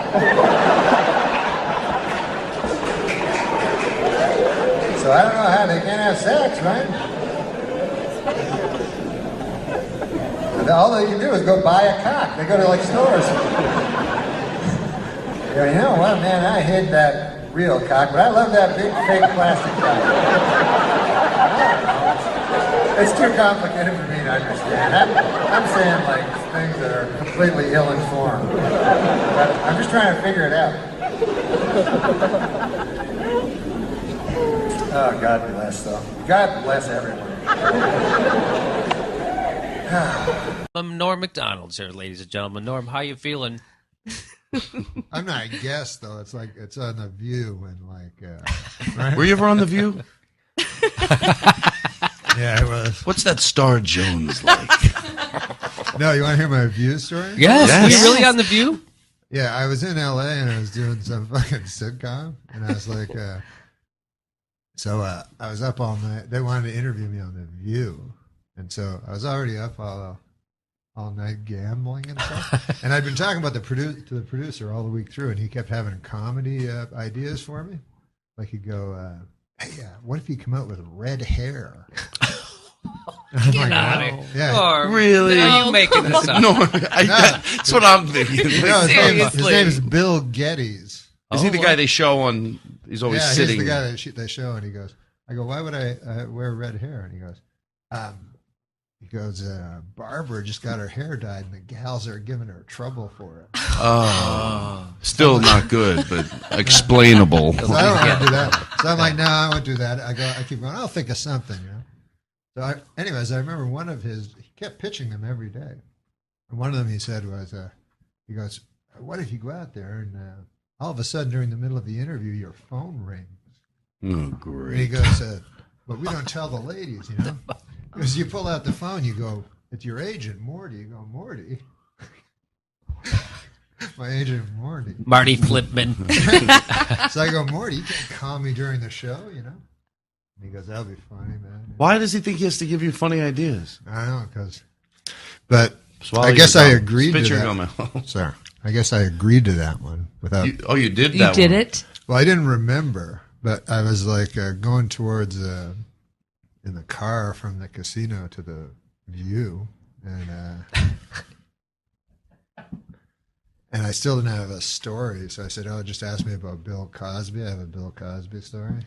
So when I got there, I guess without me knowing, he's like, "Hi, how are you? Here's the phone." He handed me like a cell phone, a fake one. I was like, oh, I forgot what it was. I've been up all night and everything. So I went out and I was about to tell my Bill Cosby. my Bill Cosby story, and the gals had a picture of me meeting George W. Bush, who was running for election against who was he running against? John Kerry? Al Gore. Al Gore, yeah. Nobody knew he was really bad yet. So, but anyways, You mean George Bush? Yeah, I had a chance to meet him. So I was like, oh, that would be cool. Like, you get to meet the president. I mean, the guy who's running to be president. And I guess there's not a lot of conservative support. And because he landed, it was just me and Ben Stein. It wasn't all these, like Hillary lands, it's everyone else. So you met did you meet him? Yeah, and because no one wants to meet him, you get to meet him, you know, even as a very peripheral celebrity. And I got to go on the plane. Like I would have had to be like Barbara Streisand status. Hold on, you got to go on what's that plane called? No, that was before he was president. Yeah, Didn't he still fly on a? This is before he was president, not Air Force One. Oh, that's what you're thinking, Tom? Are you still in a private plane with him? Yeah, private plane. No big deal. That's still no, I know. So go on. You're on the View. Anyways, the gals show the picture of me like shaking his hand, and they didn't even tell me they were going to do it. And then they're like, all of a sudden, everything's like they're commies or something. You know, it's like they have this picture. They keep making fun of it, like I'm Kurt Waldheim in the forest with Hitler. So, you know, it's just you feel like saying, "Hey, this is before we knew." Well, no, we didn't even know then. He was just running. So, anyways, I said, well, what about the guy we got in now? He murdered a guy, I heard. That's what I said. You said that? That's what I said. That's what. I said, that guy murdered a guy. And then Barbara Walters goes, what did you say?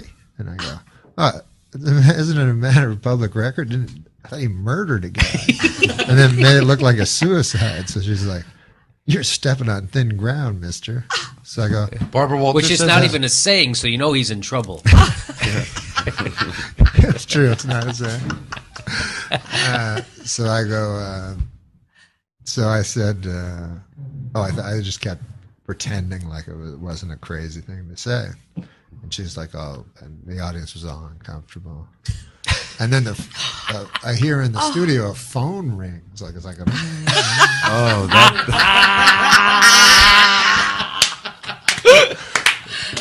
Oh God! Like it's the guy trying to help it out, but it's at a bad time. So I pick up the phone. I go, "Hey, Morty." I go, "What are you doing?" You know, the girl's like, "Huh?" So then I go, "I don't know." I go, "That Bill Geddes guy told me to take the fake phone out and pretend to talk to my agent Morty. He said it would be really funny." So then Barbara Walters goes, "You are one piece of work, mister." She goes, "Just tell your Bill Cosby story." Oh. So I go, "No, I can't tell it." At this point, when it's, are you getting nervous at all? I mean, don't you feel like you need to defend it was yourself? fun. No, it was fun. You It was like so, that? Oh, it was so fun. It was crazy. I start sweating when that stuff I want to happens. see a tape of it. Yeah, I don't know. I can't get Probably it on to the YouTube. It's Now, not what on part YouTube. of that was I think fun? I must have it somewhere, right? Like, That's did a you fucking good enjoy tape. like exposing Barbara Walters or It was just fun seeing everyone like all this uncomfortable? It was fun when it was all crazy, and then when that phone rang, it was the funniest thing ever because it's the producer like. It's way gone. The audience is all like, he's talking about what? The president murdered a guy. Ring, ring, ring. He's like desperately. I'll save this. Yeah, but did Barbara Walters realize that it wasn't really your phone? Did she think you were lying, that it was Bill Geddes doing it? Did she think you were lying, you think? No. I think she, because I was just saying what happened, she got... But I didn't know any way out of it. I didn't want them to think that was my idea. Right. Like I ranted about the president, and then as part of a conceptual bit, pulled out a phone. I had to tell them it was Bill Geddes. Where did new songs on the radio sounding fake? Prince and Genesis for better anyway.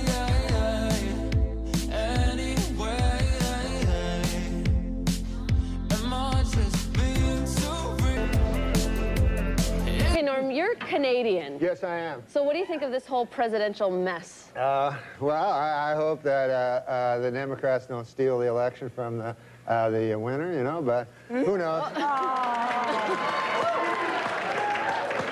You like George Bush, don't you? I love George Bush, man. He's a good man, decent, you know, none of this. He's, he's not a liar, a crook, murderer, or anything like that. So it'd be good to get the. See, I think we should get the homicide out of the White House and get like a fresh start, because we don't want any more murderers. I think we should just go on to the next question. Oh. Who are the murderers? Yeah. Oh, Clinton, he murdered a guy. Yeah, you know, we're not allowed to, you're not allowed to put out no accusations without That's a little too far. That's the way it does work. Let's just go on to the next question. Yeah. This is not my week. What can I tell you? Oh, it's not mine either, and I'm being very nice, okay? Be a good boy. Now, Norm. Do you never hear that? No. Listen, No, we don't need I to don't want talk to get about into that. this, and I don't want to hear it, and this is not the place to make those accusations, and you're supposed to be funny. Let's get on to the next question. So get with it. There you go. This is a live show. Not for nothing, Norm, but you have been properly chastised by Barbara, so I'm now going to ask the next question. I thought it was a matter of record. Shut up. Look, Okay. let me do this, okay? I'll tell you what's a matter of record. You will not be invited back if you don't shut up. All right, now. Let's talk football. All right, manslaughter. Let's talk football. Norm, did you ever hear the word? The phone is ringing. I certainly hope that's somebody calling to tell you to go home. Oh, no. Dude, you got a phone ringing. Oh. Answer the phone. Hello? Oh, yeah. Oh, no. The thing is this. You know Matt Strauss? Yeah, the producer. The producer. He told me it would be funny. He said, like, why don't you carry a cell phone on and then let it ring and then pretend like there's a guy on it? Is there anybody on it? No, it's a thing. Pretend You know what, Norm? You're a dead man. Here, you talk to him, man. You know what, Barbara? You know what you said about rage and work? Give this man a plate of soup and tell him to shut up. Norm, all right, then. Let's see. Norm. What? Okay, Listen, Norm, listen. Not only have you annoyed us, but I've read that you have actually annoyed one of your idols. Who is that? Oh, the great Bill Cosby. Yeah, what'd you do? Oh, my God, I love that guy. He's my hero, you know, just like you, maybe George or Bill Clinton would be your hero. I love. There's no stopping you, is there? No, you seem to like Bill Clinton. There really, and this man leads into our show on Friday night. I know. It's all right. His career's over after this anyway. Who cares? Go ahead, Norm. No, Bill Clinton, who's a great man, obviously. You know, everybody has their opinions, right? Are you moving along? No, You're Bill going to get to the point. Cosby. Bill Cosby. Oh, Cosby. Oh, God. Cosby. What's in that coffee? What are you drinking in there? Now, Bill Cosby is a great man, first of all. There has never been any accusations toward Bill Cosby about any... Will you just tell us what you did for Bill Cosby? Oh, I met him. I opened for him at a club, and he was a great man, you know. He's my hero of all time. You know how funny Bill Cosby is, Yeah, right? so I'll get to the point. I'm going past menopause. Make the point. Let's go. Not everything has a point. We are learning that, okay? All right, Norm, you want to finish the story, or shall I ask you the next thing? Well, the Bill Cosby thing is this. Dear God. I met Bill Cosby. We're all fans of Bill Cosby, right, Barbara? Yeah. What? Yes. Why don't we talk about the millionaire? Oh, yeah, you know what? Tonight, Norm and I... please. I like Bill Cosby. Let's talk about the millionaire. Norm MacDonald and I are on The Millionaire tonight. Oh, yeah. Well, tell him about that, how you thought he's dumb today. Where do you see him tonight?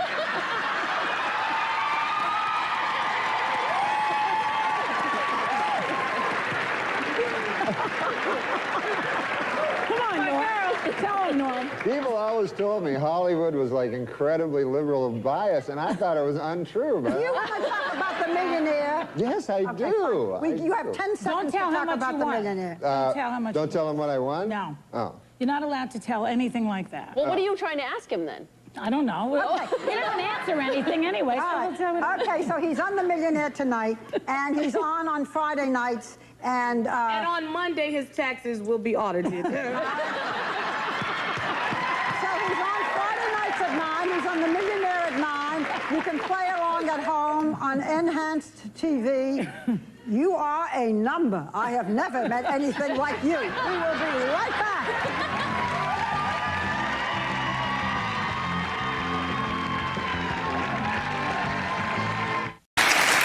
Now it is time for me to get famous through the computer. Trick shot videos are all over the internet. Millions of people have checked out the latest from 12-year-old Johnny Sullivan from Iowa. I'm going to try to hit the jug off the pole blindfolded.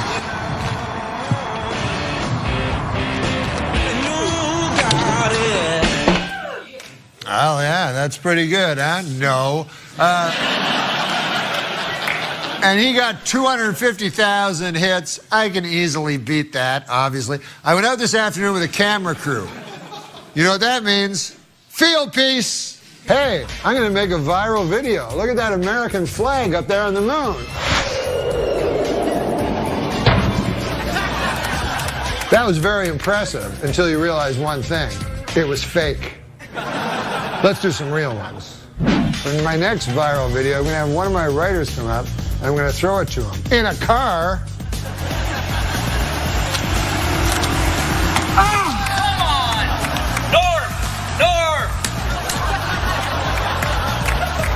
Remind me, I have to introduce myself to the writers. Blindfold throw to one receiver. Here we go, blindfold. Ready, set, hey! 1, 2, 3, 4.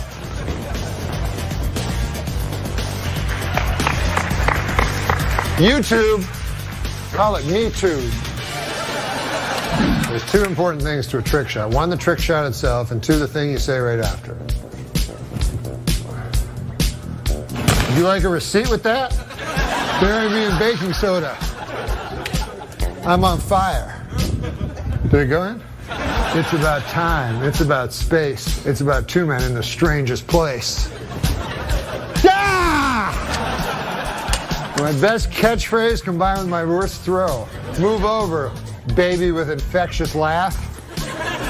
Oh no! Oh, baby with infectious laugh will still be getting many more hits. Well,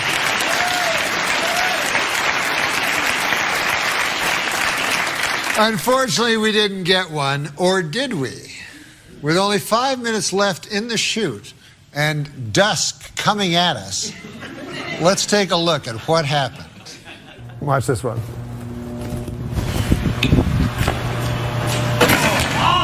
I bet you weren't expecting that one, God.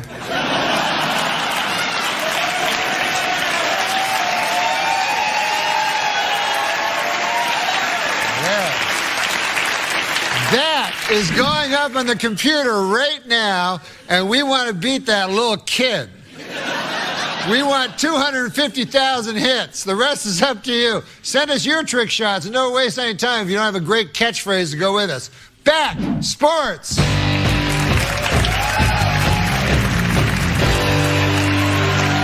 You say there's no way we could go back, and that I've broken what we had. Oh, I wish that you would come around. No. That could go viral. You made up. I may go viral. But Daniel you made up for the Kellison. one before that. That goes viral. Daniel Kellison makes a lot of money. Off of my idea? Yeah. Oh, really? You know who did Jackie Gleason? Brad Garrett. Brad Garrett played Jackie Gleason. How did that happen? A super tall guy, but he did it. He was great. Jackie Gleason, yeah, the tall years or something. I don't know. I shined up your bowling shoes for you, too. Are you comfy, sweetums? Oh, and by the way... Aha!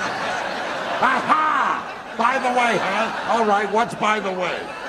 I just saw Brad yesterday. Brad, you were just inducted into the Television Hall of Fame of the National Association for Broadcasting. Broadcasters Hall of Fame. Brad Garrett seemed like a long shot. I remember like him because he's so crazy tall. You'd see him at the Improv and you go, how could he be cast in anything? Well, he wasn't, you know, we wrote the show based on my life, so it was based on my brother in real life, who really was a cop, a New York City cop, but he was like 5'10", and he had this kind of bitterness, but he nothing like Brad brought into it. This is Robert, Ray's brother. Ray's brother? Listen, Deborah, once again, it's that time of year where I have to ask you to look deep into your hearts and pockets to pledge your continued support for those of us who risk our lives for you. Yeah, sure, Robert. How much? Let me finish. The $20 pledge enables us to upgrade our equipment, fund our community outreach program, and provide our canine division with crunchy treats. Thank you. No, Brad, they were casting, you know, I was in New York, and they would keep telling me who they think is up for it, and then they said, we found a good choice for the brother, Brad Garrett, and I said, you know, because all I knew him was from Star Search. And he won the first year of Star Search, so I knew of him, and I knew he was this giant... impressionist. Yeah. I said, what? From Hollywood, it's the world's greatest talent competition. It's Star Search with your host, Ed McMahon. From Los Angeles, Brad Garrett. And Stu Smiley from HBO said he did this unique take on it, and I saw it, and yeah, it was a lucky. That's what it is. We didn't write that. That wasn't on the page. That persona. Yeah. And he brought that in. Does he live in Las Vegas? No, but he has a place there because he has that club. I saw him there. Where's it, the Rio? He's almost like Rickles now. Oh yeah, and he's got like a very young girlfriend. She was 25 when they met, and she's. My girlfriend is quite a bit younger than me. You know the drill. And we were at a restaurant, and she's young, but she's, you know, she's growing. I mean, she's blossoming. This is her summer. And Rickles walks up to the table and looks at her and looks at me and goes, 12? She's 12? And then he says, have you been kidnapped, darling? Have you been kidnapped? Blink if you've been kidnapped. That was a funny encounter. I feel like you and me, we couldn't be with a young girl. We'd feel too old. And then there's other guys that like young girls. Like, well, it's the same theory as Vegas. You just get in and get out. I wouldn't want to stick around. But, there's a passing resemblance, no question. Yeah. So anyway, when you're in Las Vegas. Las Vegas, the oddest slogan I've ever heard. What happens in Vegas stays in Vegas, they say. Of course, it's not true. You can't kill a person and leave. They'll follow you across state lines and bring you back, and you'll face a jury of your peers. So I said, what does that mean? What does it mean? Like, what are they getting at, you know? I started ruminating about it. I whittled. I started whittling. Oh, you whittle? Yeah, when I ruminate, I whittle. Whittle and ruminate. Yeah, I whittle. Hand in hand. And I said, what does that actually mean? What happens in Vegas stays in Vegas. And it came to me in a sudden. What it means is you can have sex with a prostitute in Las Vegas and she will not tell your wife. They're very discreet in Vegas. They're not like these gossipy small town whores. You know.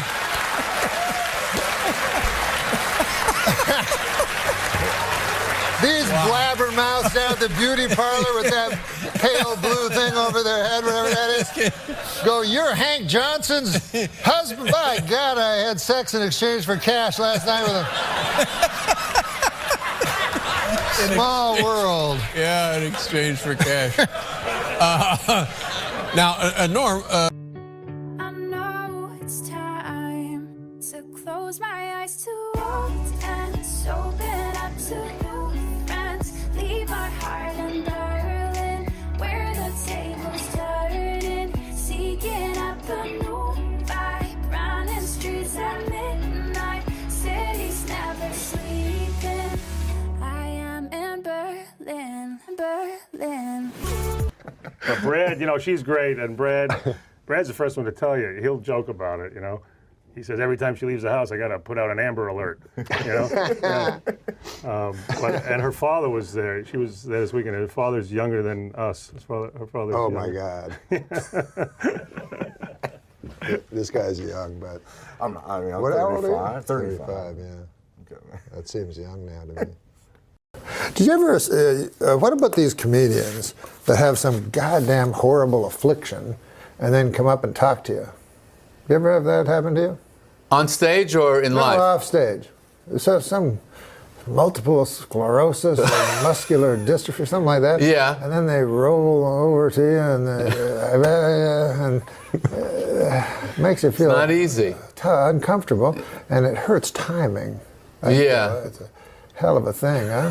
But when you get a guy close to you like that. Yeah. I don't excel in those type situations. No. And I feel very bad about myself. Sure. Maybe more than any other time. That's is when I'm dealing with someone with an affliction, and I'm not sure what I'm supposed. If you're walking down the sidewalk and there's somebody coming the other way in a wheelchair, yeah. Do you have a look, or do you no, I'm going to act normal. I'm sure he wants me to act normal. What do you do? Well, I look at the guy and I hope to God my face isn't making all kinds of twitches. I like to hedge my bets. I don't want to ignore him, so I'll look at him, but I'll like scowl or something. Really? You know? It's the same joke. Oh, is it? Yeah. Can't do the same joke twice. Yeah, that's a comedy rule right there. Just shattered. You know, like I saw a one-woman show once by a woman. Mm-hmm. And, just one? Yeah, only one. And she was like, well, my mother had breast cancer, you know, and now I have breast cancer. And I'm like, well, it's everybody. Like, they think it's so special when everyone gets cancer and dies. Like, that's not great. What if we just ended the podcast? But it's almost like the height of narcissism to think that you're going to you're going to be so brave as to talk about it in person, right? Whereas all you're doing is just garnering sympathy for yourself. Well, I guess that's true. How's that brave? It seems cowardly to me. It seems much braver to me. Like, I remember Richard Farnsworth was an old character actor, and he did a David Lynch movie called The Straight Story, and riddled with cancer, you know, his last movie, and very frail. And it's a fantastic movie if you ever get a chance to see it. It's not a style, because I'm not really that big a fan of what's his name? David Lynch? Yeah. I'm not a fan of it. I don't understand weird stuff. I'm like, huh, what? But this one is a straight ahead story. You know, you think. I call it like a hard G. It's G rated. Okay. It's hard G. I call it hard G. Because the second time I watched it, I'm like, whoa, I understand it all of a sudden. Well, you got to see this movie. Okay. And if you watch it closely, there's like hellish things going on underneath the surface of what looks like a quaint story. It's based on a guy who, in actual real life, drove his riding lawnmower across the state to visit his brother who was dying. So anyways, the point of it is that Richard Farnsworth was nominated for an Academy Award for the movie. And if he had said he was filled with cancer, he would have won for sure. Sure. But instead, he didn't say it. And in fact, no one knew it. His family didn't know it. He kept it from everyone. And then he was a stuntman before he was an actor. He did what they call a stuntman's death, which is you put a shotgun in your mouth and with your toe, you pull the trigger and blow your head off. Oh my God. And so that to me is courageous. Like, you're not being a burden to your family. They know nothing about it. And then you're gone. And then that's it. Yeah. And then toe in the shotgun. Yeah. And they write him, he wrote a nice letter to everybody, in the family, and said that, he didn't want to, the reason he did it is he didn't want to cause people distress. So I thought, wow, how incredible. Like, how many to just people go through could it do alone. that? Yeah. So you don't think go through it alone? You don't think you would write confessional? Like, you didn't talk about any of the gambling stuff in your stand-up, did you? Was that stand-up? No, never. I never talked about me, really. I talked about universal me. You know what I mean? Right. That I was afraid of death, or that that kind of thing, which is this was something that everybody is afraid of. And so things like that. That it was me, but it was everybody. Sure. I wasn't pretending that it was a specific ailment that I had. And if I had a specific ailment, and possibly I do, you don't know. I don't know. But I would not talk about it. I would not. I hope that I would not discuss it, and just try to benefit monetarily. Is it really my fault? 'Cause you try to hit me with your pity till I can't trust, but I still push on. Got me changing my ways, trying to fit poison my. I also loved that I found out that he died after he died, because to me, show business, we're here for you.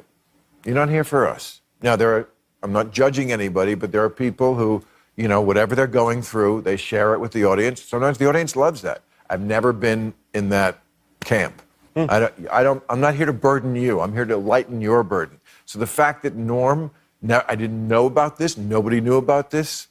Good one, Norm. The Nicolas Cage stuff is very similar, where it's just nobody can really do what he does. I also love Nicolas Cage. You said you could do Nicolas Cage. I cannot do Nicolas. I've heard that I heard my voice sometimes sounds like him, and I've been told I look like him sometimes, but no. That's how I got started, was people with that one. People said when I was little they thought I was his son. I mean, I don't think they thought that. You do look like Nicolas Cage. A lot, They are you his son. Way more, yeah. Let's hear your Nicolas Cage. I don't have a Nicolas Cage. I said you did. No, I don't have a Nicolas Cage. You told me that a Nicolas Cage that made Simon Helberg sound like his shit. No, he did. My Nicolas Cage sounds a lot like your fucking Christopher Walken. Whatever. I don't do a very good Christopher. You don't need to do a good one to do. But I am Christopher Walken. Jesus Christ. You never heard me, Christopher Walken? I never heard it before either. I just assumed everyone could do it. Everyone does it. So I tried. How do we get him to do Nicolas Cage? I feel embarrassing just It's asking hard, I him. know. Can we'd love it if we could hear your Nicolas Cage. All right, well, he does like, well, yeah, that's just wonderful to hear, and maybe on the way out we can stop in the gift shop, but right now, I don't know, I really want to find some rockets! Yahoo! There you go. He has a little bit too. No, yeah, right. Well, I mean, it's not. I didn't say I look like. I just said I've had people sometimes. Well, that's the same thing as saying you look like him. No, you're right. Everybody always says I look like him. I would say always. Well, Whatever. You watched a lot of Nicolas Cage, right? I did watch a lot. He's seen every Nicolas Cage movie. Well, no, up until like probably about 15 years ago. Well, they started getting real. Like, I'm not gonna do it anymore. I can't. He was great. He's either the greatest actor in the world or the worst actor in the world. Leaving Las Vegas. Yeah, that was a great one. That was like when it. Then it was like the divide came. I think when he did the Rock, and you were sort of like, okay, this I'll accept this Michael Bay. Like I'll accept this because you're self-aware. But then he did Con Air, and he had that mullet and a Southern accent, and it just like all went downhill. No, you nailed it. That's exactly when started buying islands. He spent all his money on stuff. I like islands. Islands? I think plural. Wow. How much did he? I heard he already bought his gravesite or something, and I thought it was like a pyramid. It's like I don't know if that's. He blew all his money on his gravesite. It's like a giant pyramid. Oh, like National Treasure. Yeah. That's another Nicolas Cage. Yeah, I haven't seen that. Yeah, Nick Cage. Face Off. Face Off. That was Fast Times at Ridgemont High. Briefly. Fast Times at Ridgemont High. You just went right to one where he was barely there. Yeah. No, Raising Arizona. I don't think anything tops that for me.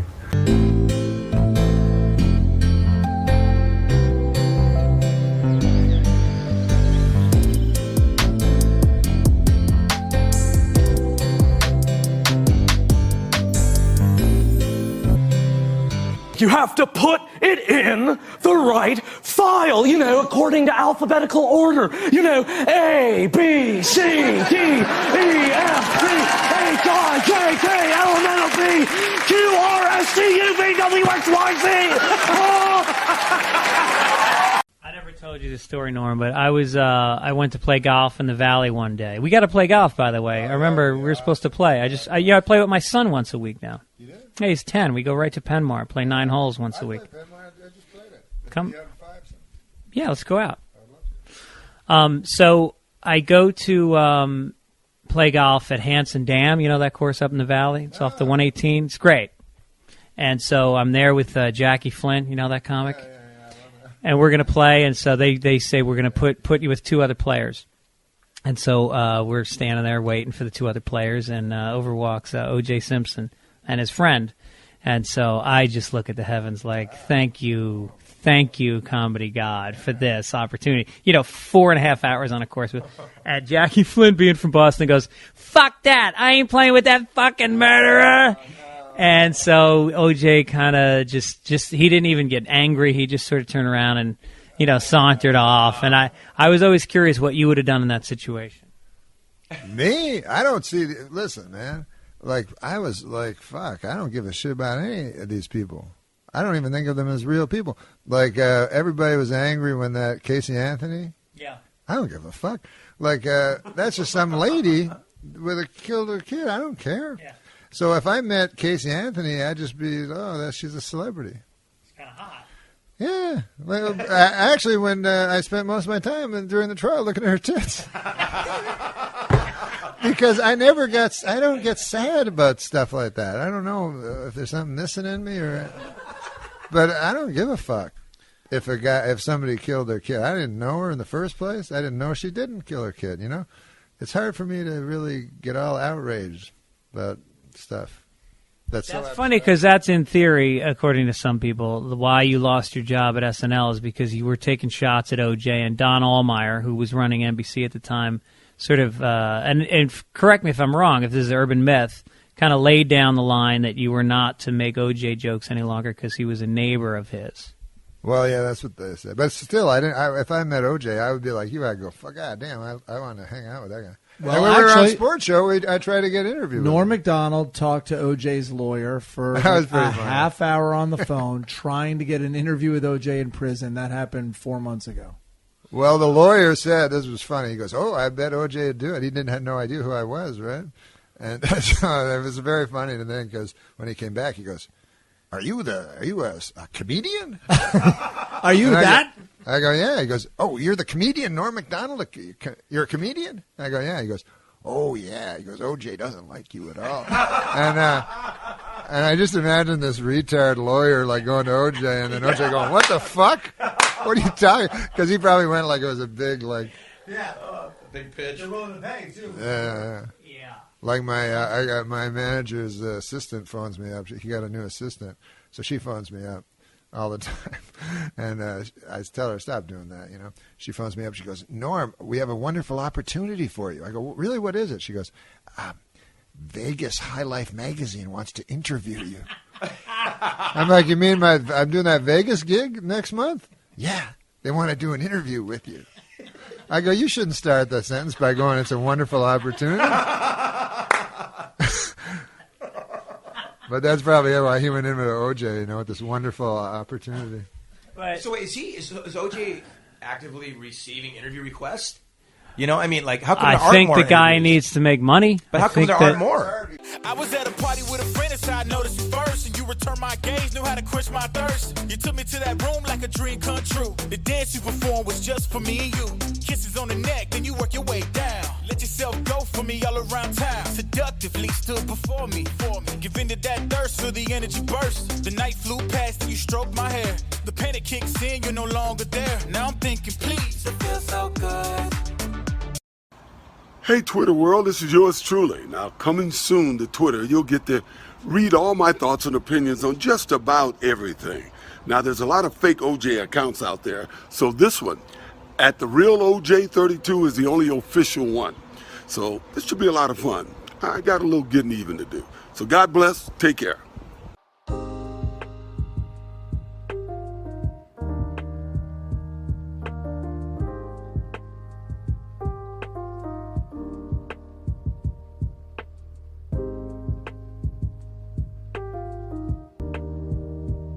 Well, in a questionable move by the defense team this week, O.J. Simpson demonstrated how to stab two people at the same time.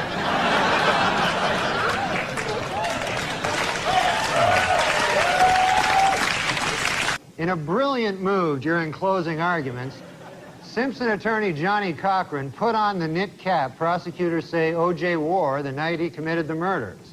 Although O.J. may have hurt his case when he suddenly blurted out, "Hey, easy with that. That's my lucky stabbing hat."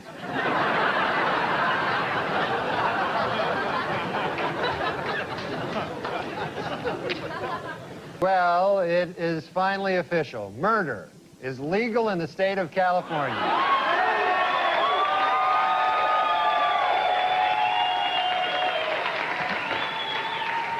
A down-and-out O.J. Simpson, depressed that all of his money-making ideas have failed, has decided to go back to doing what he does best, killing people.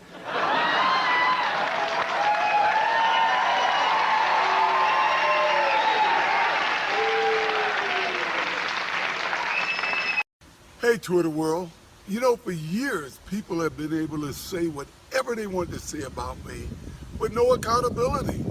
But now I get to challenge a lot of that BS and set the record straight. More importantly, I'll be able to talk about everything, especially sports, fantasy football, and even politics. But for now, let me just say to my fellow fathers out there, Happy Father's Day. And God. And since I've gained it, I sweat like a you sweat like a whore in church. I don't mean to be what? I don't mean to be filthy, but a whore in church. Yeah, she's nervous, so she sweats You're because sweating like a Chris Dorner in a Big Bear cabin. Okay, come on. Well, I'm just that's racist. Oh, good morning, whores. Listen, Mary, let me talk to the whore. Is she around? Who? The whore. I think her name was Leeka or Lisi or something. It was one of them weird names. I want to kill Leisha. Well, she better be careful then. Hey, wait a minute. Leisha, that's the whore. No, you can't kill her. Listen, Margaret, put on the whore. No, I thought she was a whore. I could have got my nose bit off by a Saigon whore. Got some news for you, whore. I'm packing up and moving out of this dump. I'm fine. Bronze like you were a dime a dozen. I'll see you in hell, baby. That's still cute? Mm-hmm. Did I say baby? I meant dirty whore. Hey, Shelley, don't forget that old saying about firemen. Don't be such a huge whore. Well, yeah, but you get the idea, right? That she was a huge whore? Yes, I got that. She also said, don't fall for any old whore like your daddy did. Well, Lori, I mean, you have to admit, you come off a bit of a whore in this whole thing. I mean, hey, well, don't forget your huge collection of Mardi Gras beads, whore. Who do you love? Kevin. Kevin, you gold-digging whore! Look, Taylor, I don't think you understand. You're a huge whore.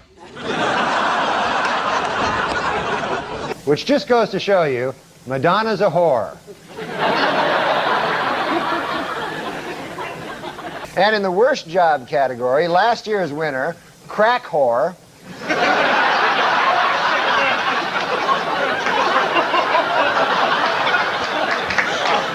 has lost its spot. The new worst job is assistant crack whore.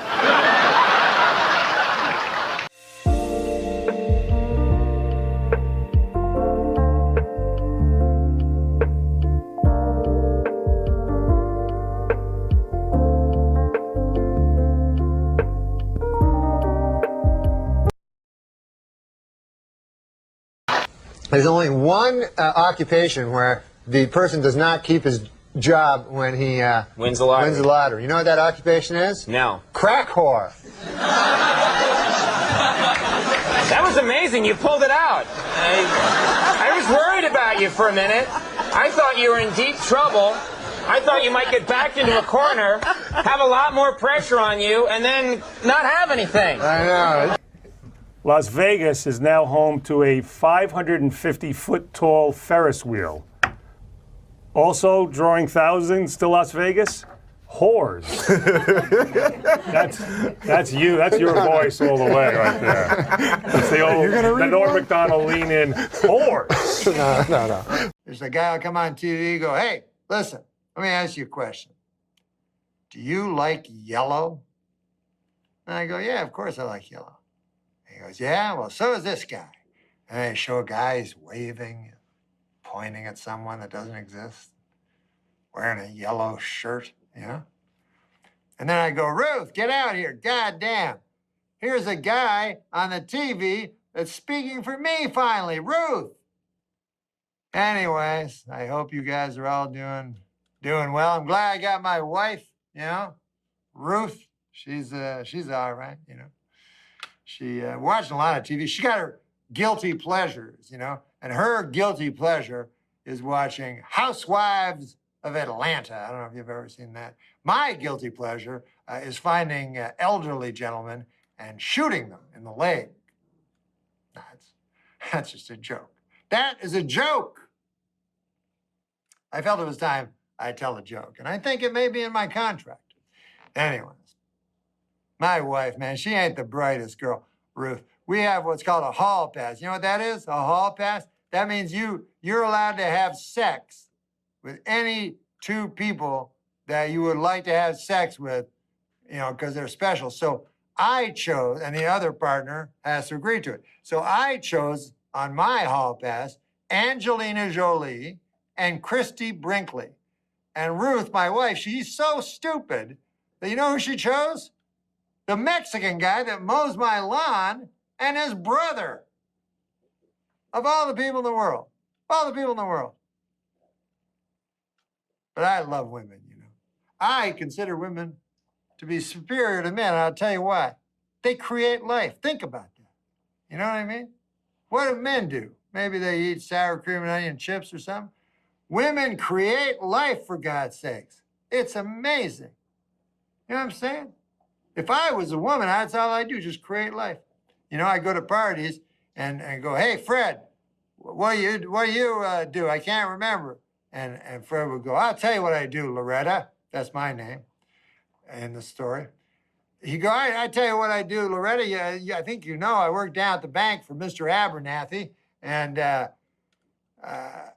what my main job is, Abernathy will give me a stack of papers about this big. And by the end of the day, if I get them down to about this big, well, that's a good, I go, wait a second there. I'm sorry, I got to stop you there. Remember I was telling you how I create life, human life, the highest form of life? I just got to tell you this. That life just kicked me. Can you possibly wrap your head around that? And they'll go, look, Abernathy's never given me the corner office like he promised. And there was plenty of lunches where he brought it up. But then Henderson showed up, and that all changed. Who am I kidding? I should just quit. Anyways, what have we learned from this little fable? That lady I saw you with last night. It's rude. Bit of a hippo. I read about a hippo swallowing a man, and I thought of you. No, you remember Ruth? You remember Ruth? His girlfriend is a wonderful kitchen butt.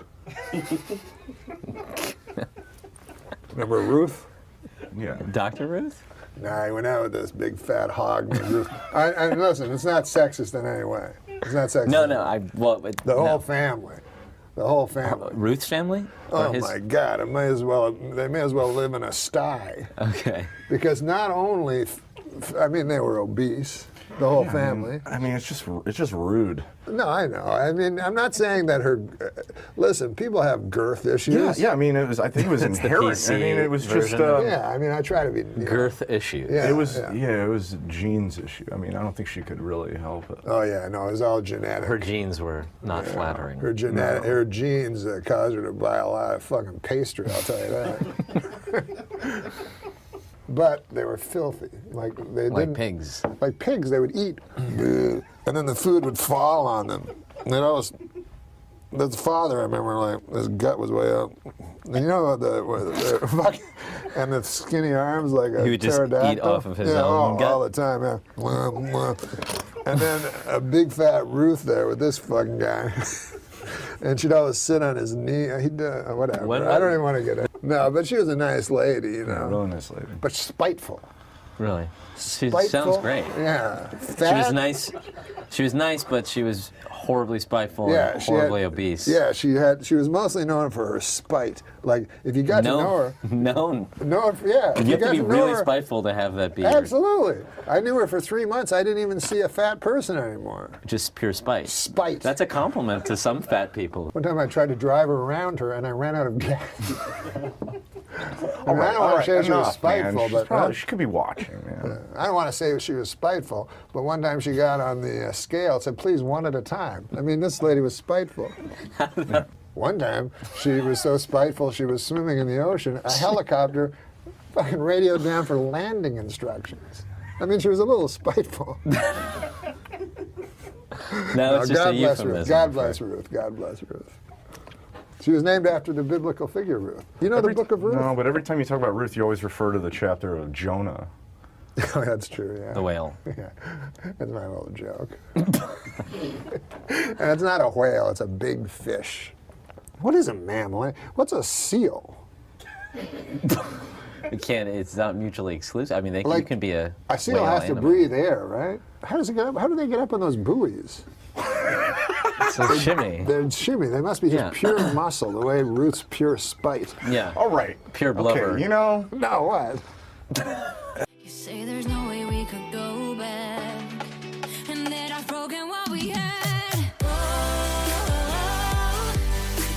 I wish that you would come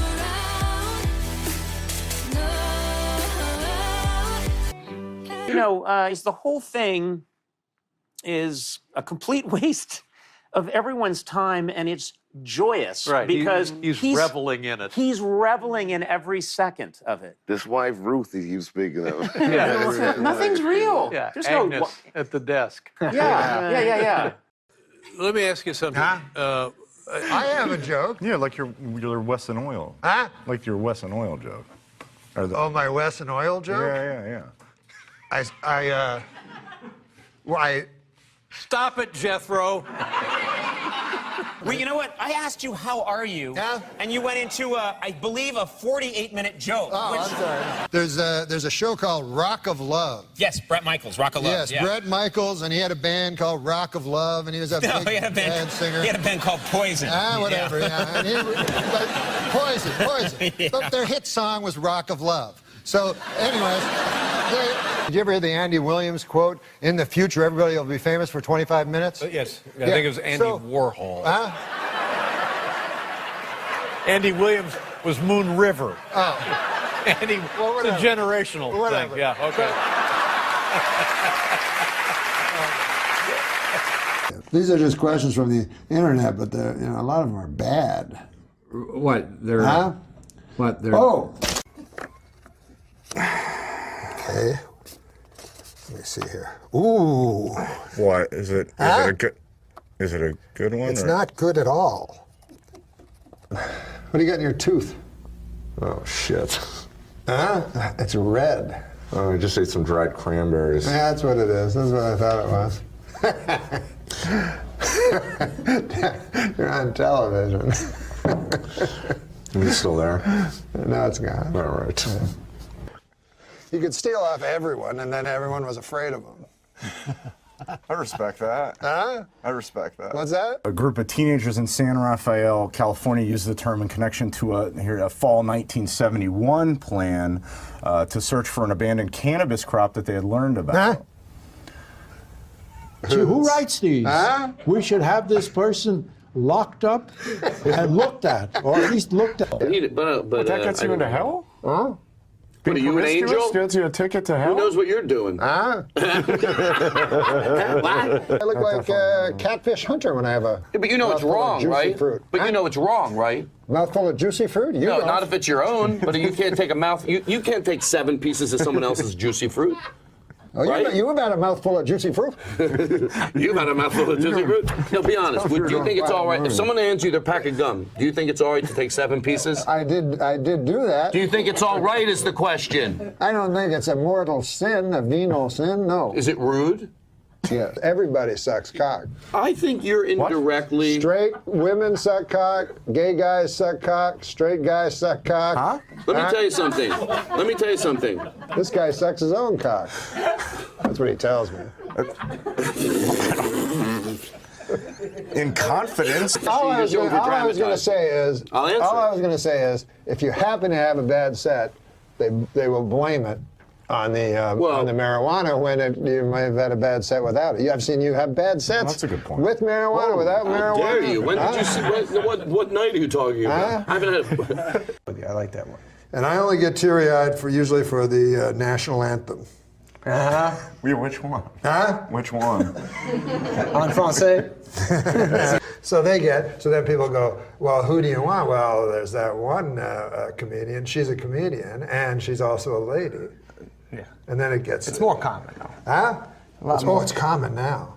SNL is very... They rule. They rule the SNL. Look, who is bigger than Tina Fey?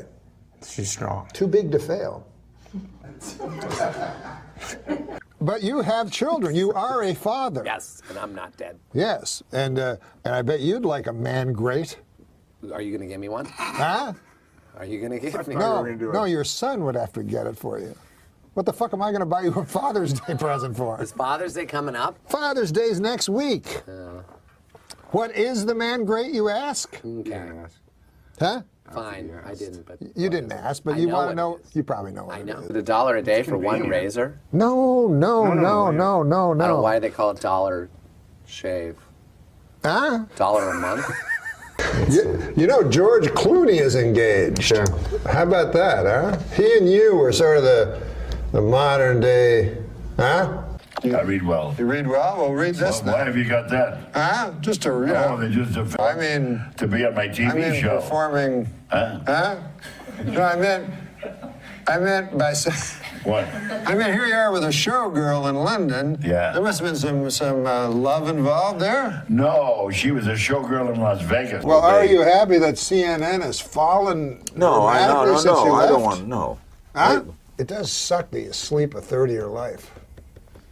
Well, huh? I don't like sleeping. I don't have. I used to have jowls. I don't have jowls. I have more chins than How old are you? Huh? How old are you? I shall be 50 in October. And ever since then, I've been gulping fistfuls of Xanax before shows. That helps. Oh my God, it's helping right now. You took a Xanax today? Huh? You took a Xanax? I love everybody. You know what I mean? Without love, what do we got? I don't care if a guy's a guy, a girl, a guy, girl. I couldn't care less. I love them all. What do you make of? I'll have sex with any of them. So you're the B. Huh? You're the B. No, I'm a person that is so tolerant that I would have sex with an L, a G, a B, or a T. Isn't that nice? But I would not have sex with a straight person.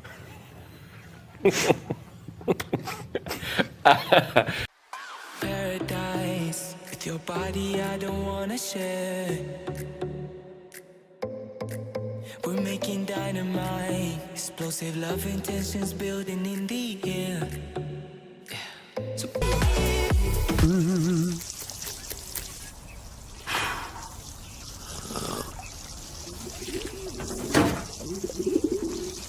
Ah, these azaleas are coming along beautifully. How's my pot? What? Huh?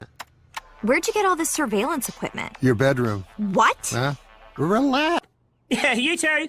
Okay, here's the situation. Now, they say that, oh, you might want to take your headphones off to hear this. Huh? Oh, yeah, let me take them out. They're out. I'll tell you what the kid needs is young he's... What? Huh? Calm down, it's not what you think. You're saying he needs to have sex with me? Oh, it is what you think. What a piece of shit. My God, what are you telling us? Huh? That I this woman. Now listen, huh? J.K. Rowling is a Christian, and J.K. Rowling famously said that if you're familiar with the scriptures, you could easily guess the ending of her book. Huh? What would Norman Lear say to that? What? I say, what would Norman Lear say to that? Who's that? I say, I'll get myself a trainer, you know? And so I says to the guy, I says to him, I says to him, my dad does that when he tells a story. He says, I says too many times. You know? Yeah. Because I says to the guy, I says to him, I says to him, I says. So I says to the guy, I says, I never worked out in my life, you know? I've never really exercised. I had weights. I got them weights once, but they were really very heavy. You know? I was taking the airplane there, flying on the airplane. And I get on the airplane, so I got this character beside me, you know, sitting there with me. And he says to me, he says, I really like you on the show there, Fred. Calls me Fred. Fred. So 3 days I ago. fly back, you know, and I get on the plane. So I'm sitting beside this character, you know, and the guy says to me, he says,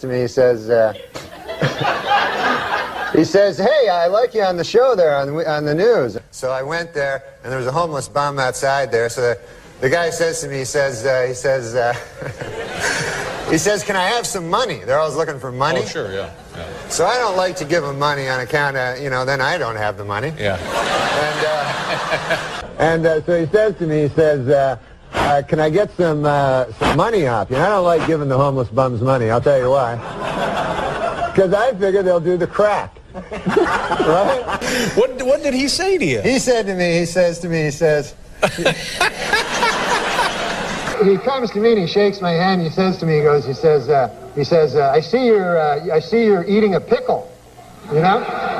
You know, so I says to him, I says, John Neal, that's odd there. What's that pig? What's the story with that pig? You know? And I says to him, I says, what do you want? I can't serve you, you know? He goes, I don't want a drink, he says, you know? So he says to me, he says, I work down at the University of Science there. So I says to the guy, he says, logic. Now, what the hell is that? I never heard tell of that. I says to the guy, he says, oh, yeah, you're one of them gays.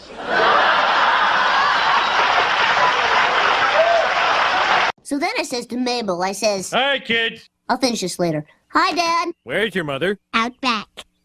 So anyway, I says to Mabel, I says to the guy, right? I says to him, he's standing there, right? So I says to him, I says to the guy, get this, wait a second. I says to the guy, I said, I says to the guy, I says to him, he's standing right there. Get this, right?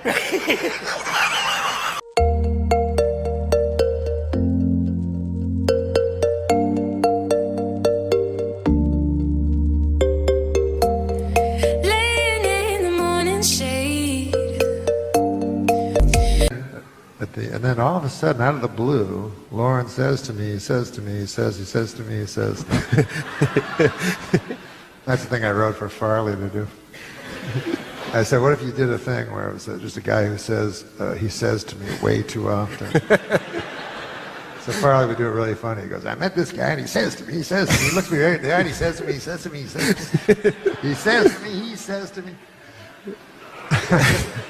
You know, I'm old enough to remember back to simpler, more innocent times when the worst thing you'd hear about the news was hijacked jetliners flying into buildings. Oh, now, Gilbert, you're going to get into trouble again. I spoke to Johnny. Oh, He loved it. Is that right? Yes. He goes, oh, that's a funny joke. Yeah, I'm not bringing up the fucking tsunamis. No, but how much money did you lose on that? A lot more than we lost with the man grade. The Aflac duck. Yes. Did you lose a lot of money? No. In future. No. It was $5 a commercial. That's more than we got for the man Oh, grade. I bet that was a lot of fucking money. I want to return this duck. Why? It's very annoying. It just says the same thing over and over again. Go ahead, say it. Say it. Just once, say it. Like, what? What about him? If you're hurt and can't work, you get cash for bills, rent, food from Aflac. Okay. Aflac. If you're hurt and can't work. This is much better. At least I learned something. Because it was set, right? You didn't would you go in and just do a whole year's in one? No, they'd have me come in each time to do new ones. Oh, they would. And then they wound up firing me, getting a new guy to imitate my voice for less money, thus bringing closure to a horrible tragedy. Now, I got to talk about your commercials, of course. Now, there's many. MTV, Pepsi, Subway, Windows XP. And, of course, there's Aflac. Yes. Now. Why, did something happen? Aflac the Duck, you gotta check Twitter. You're the voices of Aflac the Duck for 11 years. 11, yeah. 2000 to 2011. This has to be the easiest money. Do you go in just one time and you did the voice? Or No, you have to come in each time and keep recording it. Right, keep it fresh. And yes, because each commercial sounded so different. Right. So what eventually happened, they fired me. So there was a tsunami in Japan. You might have heard about it. Now, at the time, do you realize that Aflac does 75% of their business in Japan? I found that out soon enough. Oh, yeah. You think they could have told you that? I done found that out. So the Twitter account, @RealGilbert, oh, believe me, he makes it clear, too. Oh, it's real. Not even Joe Schmo. I'm going to have fun on this. It's me, Real Gilbert. He writes, okay. Japan is really advanced. They don't go to the beach comes to them. What do the Japanese have in common with Howard Stern? They're both radioactive. What does every Japanese person have in their apartment? Floodlights. I just split up with my girlfriend, but like the Japanese say, there'll be another one floating by any minute now. I do remember he was tweeting so much, my lights started dimming. Yeah. See, but you notice when you were reading the tsunami jokes, everybody here was laughing. Yes, that's true. And see, that's the thing. That's what matters. You know what else? Right, yeah. None of us were getting $1 million. Yeah. And also, we waited a good 48 hours after. Oh, yeah. Well, that always got me when they say too soon. Why is it okay later? Yeah, because it's like, you can make a joke about the Titanic now. Right. And it's like, I'm thinking, so if you make a joke about the Titanic now and you're a good person, because you didn't do it back then, then you're saying, okay, I waited. Fuck those people who died on the Titanic. I think the rule is as long as the Red Cross is still looking for money specifically for that disaster, you got to wait on the jokes. Right. If the 800 number pops on the TV every other hour. Yeah. Who do you use for insurance? Progressive! So you can do Blue Cross Blue Shield! You're very versatile. You would like people to know that. Allstate!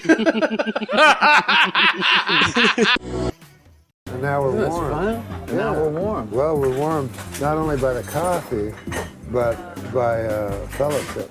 And the bonhomie.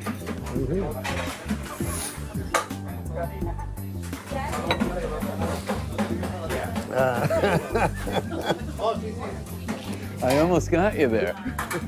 I almost got you to spit up on bonhomie. Is that the goal of comedy? Yes. I guess, huh? Go out drinking and I would go back into my car like it was some like, fucking, it's not a camper at all. It's a fucking car. You're just sitting there like it's a fucking wax museum. I don't even know what that means, but I know, you're like Rickles. Terrible. There, it's like a wax museum.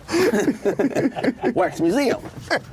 But so I'd start going to hotels and then they just stopped having me. I would walk in at like 3 in the morning with like a bunch of people blacked out. Critics are calling insightful. Hi, I'm Josh. Now, I'm Norm, and we're on, what? Back on the road. And informative. It's not a bag, it's a new type of travel magazine for television. Jesus Christ, man. I'm sorry. Norm and Josh are back on the road. You told me you had a cock yesterday. Jesus Christ. Oh, you said you kept it in your ass. The tour begins. Yeah, no, there's an interesting dynamic that happens when a guy becomes way more successful and powerful than you are. Right. Which is, I don't want to phone out. I love Sandler. I talk to him a lot, but I try to limit it because he gets bugged a lot, you know? He gets People want bothered things a lot. from him. Yeah, people want things from him, so I don't want anything from him. But when I'm talking to him, I feel like he might think I want something from him or something like that. Right. You're so aware of others' feelings. Now you're killing him. What the hell are you doing? I know he's going to slam me when he says some shit like that. No, you just snotted all over yourself. I can fucking see that one coming. In other words, you're a motherfucker. In other words, you're so in tune. That's not what I'm saying. Yes. You're bragging, aren't you? Now, you're saying... Now, Norm, if there's one thing about Norm is he's very in touch with other people's feelings. Norm. I've never seen a reaction like that in here. Norm, what you're saying, you just vomited on yourself, and you blew snot out of your nose. Norm. There goes that mic. What I'm trying to say is... Yeah. I love dirty work. You love doing that. I think that was a great fucking movie. Right, so you what do you mean right? Why you say right? I thought you didn't like it. You know, I never saw it. Well, what the fuck are you talking about? He saw Don Rickles. I'm saying that you love the experience. Why don't you do it again? Well, because nobody... It's hard to take a guy seriously after you see boogers flying out of Wait, his is there nose. snot coming out? No, Not you're anymore. fine. Now you're fine. You cleaned up okay. So you're going to show that in slow motion and shit? I love it. It'll be animated. Yeah. So I understand what you're saying, that there are certain guys...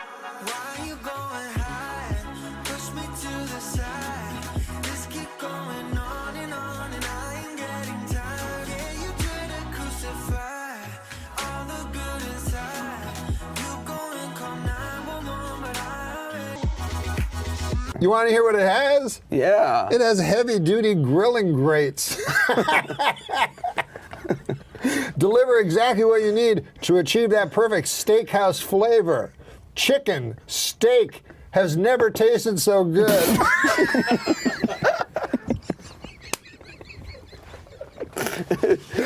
Listen, no more dry meat.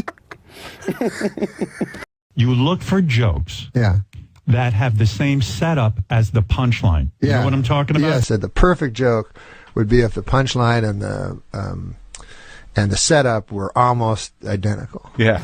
Julia Roberts told reporters this week that her marriage to Lyle Lovett has been over for some time. The key moment, she said, came when she realized that she was Julia Roberts and that she was married to Lyle Lovett. Christy Brinkley told reporters this week that her marriage to Billy Joel was over long before their divorce. The key moment, she said, came when she realized that she was Christy Brinkley and that she was married to Billy Joel.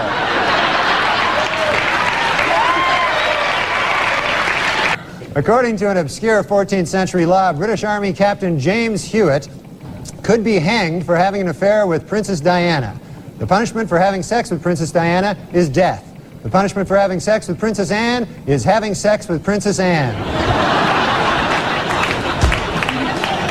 A new development in the O.J. Simpson civil trial this week. According to sworn testimony, Nicole Brown Simpson had told her therapist that she was afraid of getting beaten by O.J. Simpson. Asked why he didn't report this earlier, the therapist said, "I was afraid of getting beaten by O.J. Simpson." Our top story tonight comes from the O.J. Simpson civil trial, where this week it was revealed that in his first interview with police, Simpson had refused to take a lie detector test. His reason? It detects lies. When I was a kid, my dad would tell me that this man was a gold medal decathlete. Why, the greatest athlete in the world. And now I have to tell my kid that this man is a man. A Labor Department task force says it will crack down on sweatshops in New York's Chinatown, where employees work 90-hour weeks for as little as 75 cents an hour. A spokesman for the sweatshop owners said, quote, "That's all we can afford to pay. This is a sweatshop. We make sweat." 18-year-old Julie Wozchak will be going to Paris after winning an essay contest sponsored by the Dayton Daily News. She won for her essay, which was entitled, "Why I Want to Go to Paris with Some Old Guy from the Daily Dayton News." Dayton Daily News. Like that would have helped. Okay. A 3-year-old Texas boy remains in fair condition after being assaulted by the family's pet cougar. No one knows why the attack occurred, but hey, how about because their pet is a cougar? How about...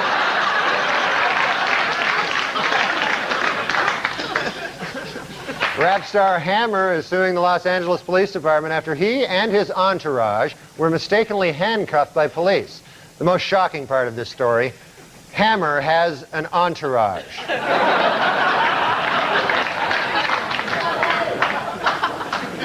Painting that depicts a large rat sucking at the breast of the Blessed Virgin Mary was removed from a high school art display due to complaints by local residents. The artist blamed the complaints on a lack of art education, while I blame the complaints on the fact that it was a painting of a large rat sucking the breast of the Blessed Virgin Mary. There's this guy died, Jerry Rubin, and he was a yippie. Yes. Not a hippie, but a yippie. I remember my dad going, "Who's that, a goddamn hippie or a yippie?" You know. Yippee! Jerry Rubin died last week. Oh, I'm sorry, that should read, Yippee Jerry Rubin died last week. Sorry about that. I'm sorry. My mistake completely. Just, I didn't read it right. Wanna get da da da da da da da da da da da da da da da and get this fix. Come just da da da da da da da da da da da da. Just touch my lips. And finally this week, Jeanne Calment of France turned 120 years, 238 days old, making her the oldest person who has ever lived. And though she can no longer shop for herself, see friends, or even get out of bed, she still has enough strength to say, "Oh God, I want to die."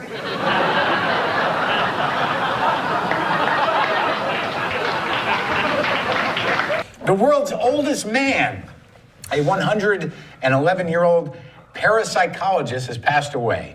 He now knows for sure what all that stuff he believed in was bullshit. Oh, shoot, that's depressing. He now knows for sure that Like all that stuff he believed in was bullshit. You really got to know what a parapsychologist is. I know, that's a weird word, parapsychologist. Oh, here, you want to read it, John? The world's second oldest man died this week at 113. Good news for the third oldest man in the world, who also got bad news this week. He's dying. Second. We have to do math? Fuck, man. It's not. In Connecticut this week, Glastonbury High awarded Thomas Hennessy his high school diploma at the age of 102. Way to go, Thomas. In today's world, you know, without a diploma, you've got no future, really, you know? So good for him. The world's oldest man, this one says, Alexander Imich. Is it the same guy? Passed away at 111? Yeah. Is that what your card says? Same guy, yeah. Same guy. And the world's youngest man, Declan McAllister, was just born. Oh, wait, correction. The world's youngest man, Fan Wu Chang, was just born. Wait, no, it's Gaston Leclerc. No, Javier Gutierrez. No, it's Taki Yamashita. No, there's, God damn it. No wonder they don't keep track of the youngest man. Know that in this day, nobody's gonna change. You won't ever leave. On my mind again, I'm still not tired of it. Can make you want me. And I might act okay, say things will stay the same. Say I'm not. Harriet Thompson, 91. Yeah. Do you want me to read it? The camera? Yeah, you can just retell me. Finished running the Rock and Roll San Diego Marathon in just over 7 hours, becoming the oldest person to complete a marathon and setting a world record for the fastest time in her age group. Previous record was set by Mildred Kenilworth, who died during mile 1. Oh, goodness. So she crushed that record. Well, what is your character? Well, it really, I wish I could tell you, because it isn't a pleasant guy. I mean, I'm mad about everything. I get into a little bit of politics. I get in a little bit of a religion. I love religion. I've been going to church since I was a kid. You know, and my joke that I always says to my parents is, "You're going to go to church till you're 21, like I did." And everybody, my dad, when he was alive, and I said the same to my kids, except during NFL season. And, you know, then I'll be with you in spirit. Absolutely, I'll be right there with you. But I said the character. Do you feel that the new comedy, there's so much atheists? I feel that's kind of like the new hack comedy to me. It's always been that way. I'm not a proponent. I mean, I've studied religion in college, and I take my kids. That's where I got into physics. See, the chances of this thing happening, like by accident, carbon-based life forms, that heavy stars, deuterium, you get into the quantum physics of it. It's very peculiar that we're here at all. Yes. It's very peculiar that this worked like this. And some of these ancient texts, especially Jewish texts, I give these Jews great credit, because there was 300 or 400 years before the Buddhists. They came up with law from Sumerians, Babylonians, blah, blah, blah. But basically, without law, we'd eat each other. You know, that human nature, this is, I think John Wayne said, you can't legislate it. He said, he turned from a very good progressive, from Democrat to a Republican, because he got pushed by we think. And he said, listen, you can't legislate human behavior. You put 30 people in a room, give them all $1. In a week, 2 guys are going to have all the money. That's just how it works. Yeah. People do this evolution of mankind. And I said, I've never been, like, I got kicked out of more churches because of stupid crap I'd say. Like, even the bishop said, we just don't want you around here anymore. I mean, literally. Well, don't you find sometimes the problems with atheism is that really their problems are with churches, not with God? Well, listen. They go, there's no God because a priest fucked a kid. It doesn't make any sense. No, but I said, my older daughter's atheist, and I said, well, philosophically, it's an irony there too, because atheists don't believe in God. Well, there has to be a God for you not to believe in. And my daughter goes, she's still in therapy over that. No, I always wonder about that, because, and also, the atheists are usually choosing a God not to believe in. You have to have a God not to, otherwise. Like Dawkins doesn't believe in a Christian God specifically. Exactly, and I said, I get the idea. It's weird. There's an old the spiritual side of philosophy will get to this point where they said, if God is unlimited, which you have to agree kind of rationally, that's what a God. How would God ever deal with limited us? It's very difficult. Every time God has tried to speak to us, that person got killed. You know, because he said, hey, this is great, and then people shot him. And there's only been very few people that actually spoke or had said they spoke directly, and they all translate what they heard into human speak. And they're generally kind of screw it up somehow. Sure, of course. And it'd be very difficult.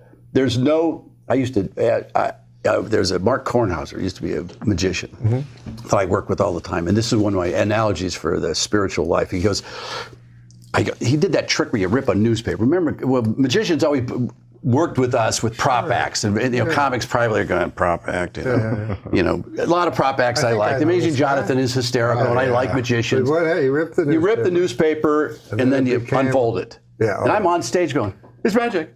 I watched both hands. There's no, he didn't. You know, I couldn't get it, so I backstage said, "Show me that." He goes, "No, I'm not showing you that. If I show it to you, 3 things will happen. You'll go, oh shit, that's stupid. Yeah. Then you'll try it, and magic will no longer mean anything to you. Yeah. And that's the same thing. One day I was saying, I wonder what like prophets saw. And then God, imagine that if God said, listen, if I show you what's really going on here, you're going to go, oh, that's stupid. Yeah. And then you're going to try to tell people, and the third thing is you just won't want to be here anymore. This won't mean anything. So you got to. I heard some guy. The only guy he ever showed was Job.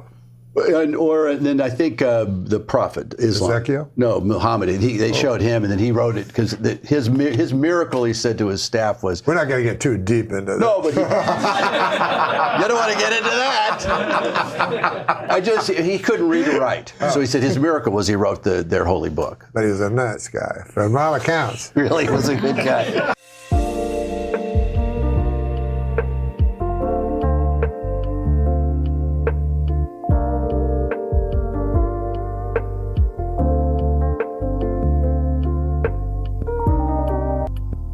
What? Learn my lesson. Break? Yeah, oh, I guess that's the word I thought. We're supposed to take a break. And so he thought when you said take a break, that I would go, speaking of taking a break, I would take a break. I guess that's what he meant. Is that what he meant?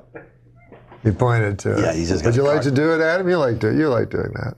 Doing what? I don't like doing it. Yeah. Oh, yeah, we're going to take a quick break. We'll be right back with more Tim Allen. The great gift could have been to be in a room full of people when Norm did that for those people. Right. Because that would have evaluated, measured, and directed what he's talking about. And for us to sit here and look at it is not a true test of anything, really, other than we all love Norm. And my God, he's certainly prolific, certainly energetic, but we weren't watching stand-up comedy because it was impossible. But there's something there, for sure. The element that I always admired was the connection to the audience. And his asides and his looks and his pauses were interpreted exactly the way he knew they would be interpreted. And that fueled the ridiculous nature of some of the presentation. And without that audience, you don't get the full measure of Norm. It was like the audience was his partner. Everybody was in this together. His timing is like a drummer's. It's like a jazz drummer. But what would the timing have been with an audience? Still perfect? I can't tell. You know, he's so nice with it. I feel like it looked like it was supposed to be there. I can't. It's hard to explain. This is like listening to a good book on tape. How would those have registered in front of a live audience, do you think? Not one of the suckers' mother's tits would kill. Oh, well, that would have murdered. He had a bunch of things that would have murdered. Because, he went all the way. It's right. That's the right. He went all the way around the barn. He had this great way of making you. He'd plant the seed, walk all over the hill, around the silo, down to the brook. You've forgotten about it, and then he lands that again, and it's joyous. It's just joyous. Do we know if he did any of this material in front of an audience? We knew some from that tour. That tour was right before Corona, I think it was about. If he were alive and we're doing this show that we watched tonight somewhere in front of 200, 300, 400 people, killer, standing O, what would be their impact? He didn't have to leave on a big laugh. So he would go on, some of his shit would murder. Yeah. Some of his shit would eat it. Some people would be like get annoyed, upset that he said it. And then like most of us, you go, let me get out of this fucking hole and come up with a big joke because I'm about to get off. He'd go, all right, let's keep going down. And We'll get out on that. And it's fun to watch him acknowledge what would be the silence. Yeah, I can see. And enjoy it. Yeah, enjoy and I could see in his mind there was a crowd there. He was anticipating this crowd, and which reminds me again, this guy was very deliberate in how he approached this, because it does seem like jazz. But it's very methodical. I'm used to say goodbye, nothing new to me. Baby, I'm trying to survive, and I know that you believe in a world with happy endings. So tired of pretending. There's some stuff that's for sure laugh lines that would work anywhere, and then he pulls you away from it for a while, and then and they're trickier stuff. It's trickier to figure it out, and he would lose some people. It's hard to separate. I buy it. You know what I mean? Like I'm in. Yeah, that's right. And it's like watching a 4-hour movie set at a certain point. It's like I'm just invested in this as an experience. That's true. And it's really hard to separate myself from that. Because millions of people don't have any food in the world, so let's eat. So much to share, so much to eat. It is a big problem not only in Africa but in the world. It would be nice. But there are those who are less fortunate. Perhaps you could Yes. comment on those people for us. Well, Jan Murray is, I think. Jan Murray. He's worse off. There's a direction there. How's that? Well, I mean, nobody really wants to be Jan Murray. Television and film that You'd always rather be yourself. musicians have now. That with the worldwide, and we have some recognition to some of the stations building feed for us. Melbourne, Australia, I mean, you're not taping this, are you, Randy? Thank you.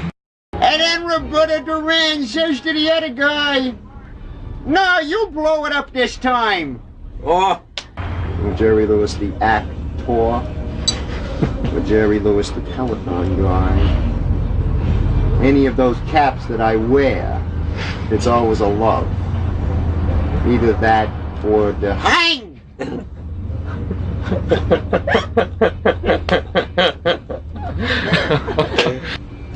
That feeling that what it is that a creative person does, whether that be as an artist or as a creative source. You could say source, that's your word.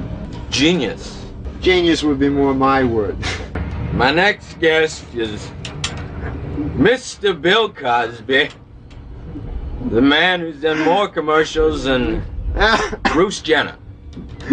Dino, man, it's me. Bill couldn't be with us. I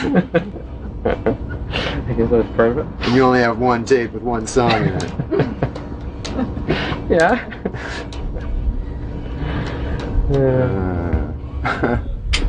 You ever played the lotteries? Yeah. Man, I never played them. But you ever get a lottery ticket somebody give it to you as a gift, like for Christmas or something? I always thought that was the weirdest gift to give somebody, a lottery ticket, you know? So here you go. Nothing. That's nothing at all there. From me to you, a worthless hunk of cardboard. Because that's all it is, unless it pays off, you know? And that'd be worse. Imagine giving a guy a lottery ticket for Christmas that wins. You get a call, a guy from like a week later, go, "Yeah, what's that, Bill? Yeah, I remember that ticket I give you. 14 million bucks, huh? Ah! Well, Merry Christmas to you then. What'd you get me again? Oh, you had a cup. Oh, that was some cup too, wasn't it? Guess no chance of that cup skyrocketing in value in the next little while, is there? You dirty dog! Oh, thanks. How you guys doing? All right? The weirdest show I ever see the dating game? That's a weird show. The prize on the dating game, another contestant. Talk about cheap, you know, they chuck you somebody else. And they always do the same thing on the dating game. They get a beautiful girl, match her up with 3 big geeks, you know? Last week they had a guy, I was like a crazy guy, loony bin, psycho, wingnut, crazy guy. You can tell by the way they introduce him. You know, they go, Bachelor number 2 is a shadowy, lurking character. From no fixed address, please welcome. Guy comes shambling into the studio, well-thumbed copy of Catcher in the Rye sticking out of his back pocket area. And then they made the girls ask those questions. They always be laced with sexual innuendo, you know. Girl got to go, Bachelor number 2, if I were a popsicle.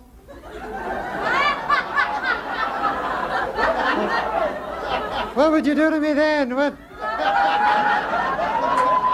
That's what it says on the card here, something about a popsicle. And then the guy goes, well, if you were a popsicle, huh? Well, first of all, I guess I'd take your wrapper off. If you know what I mean. Then I'd grab a hold of your sticks. If you know what I mean. Then I'd press you against the counter till you're broken too.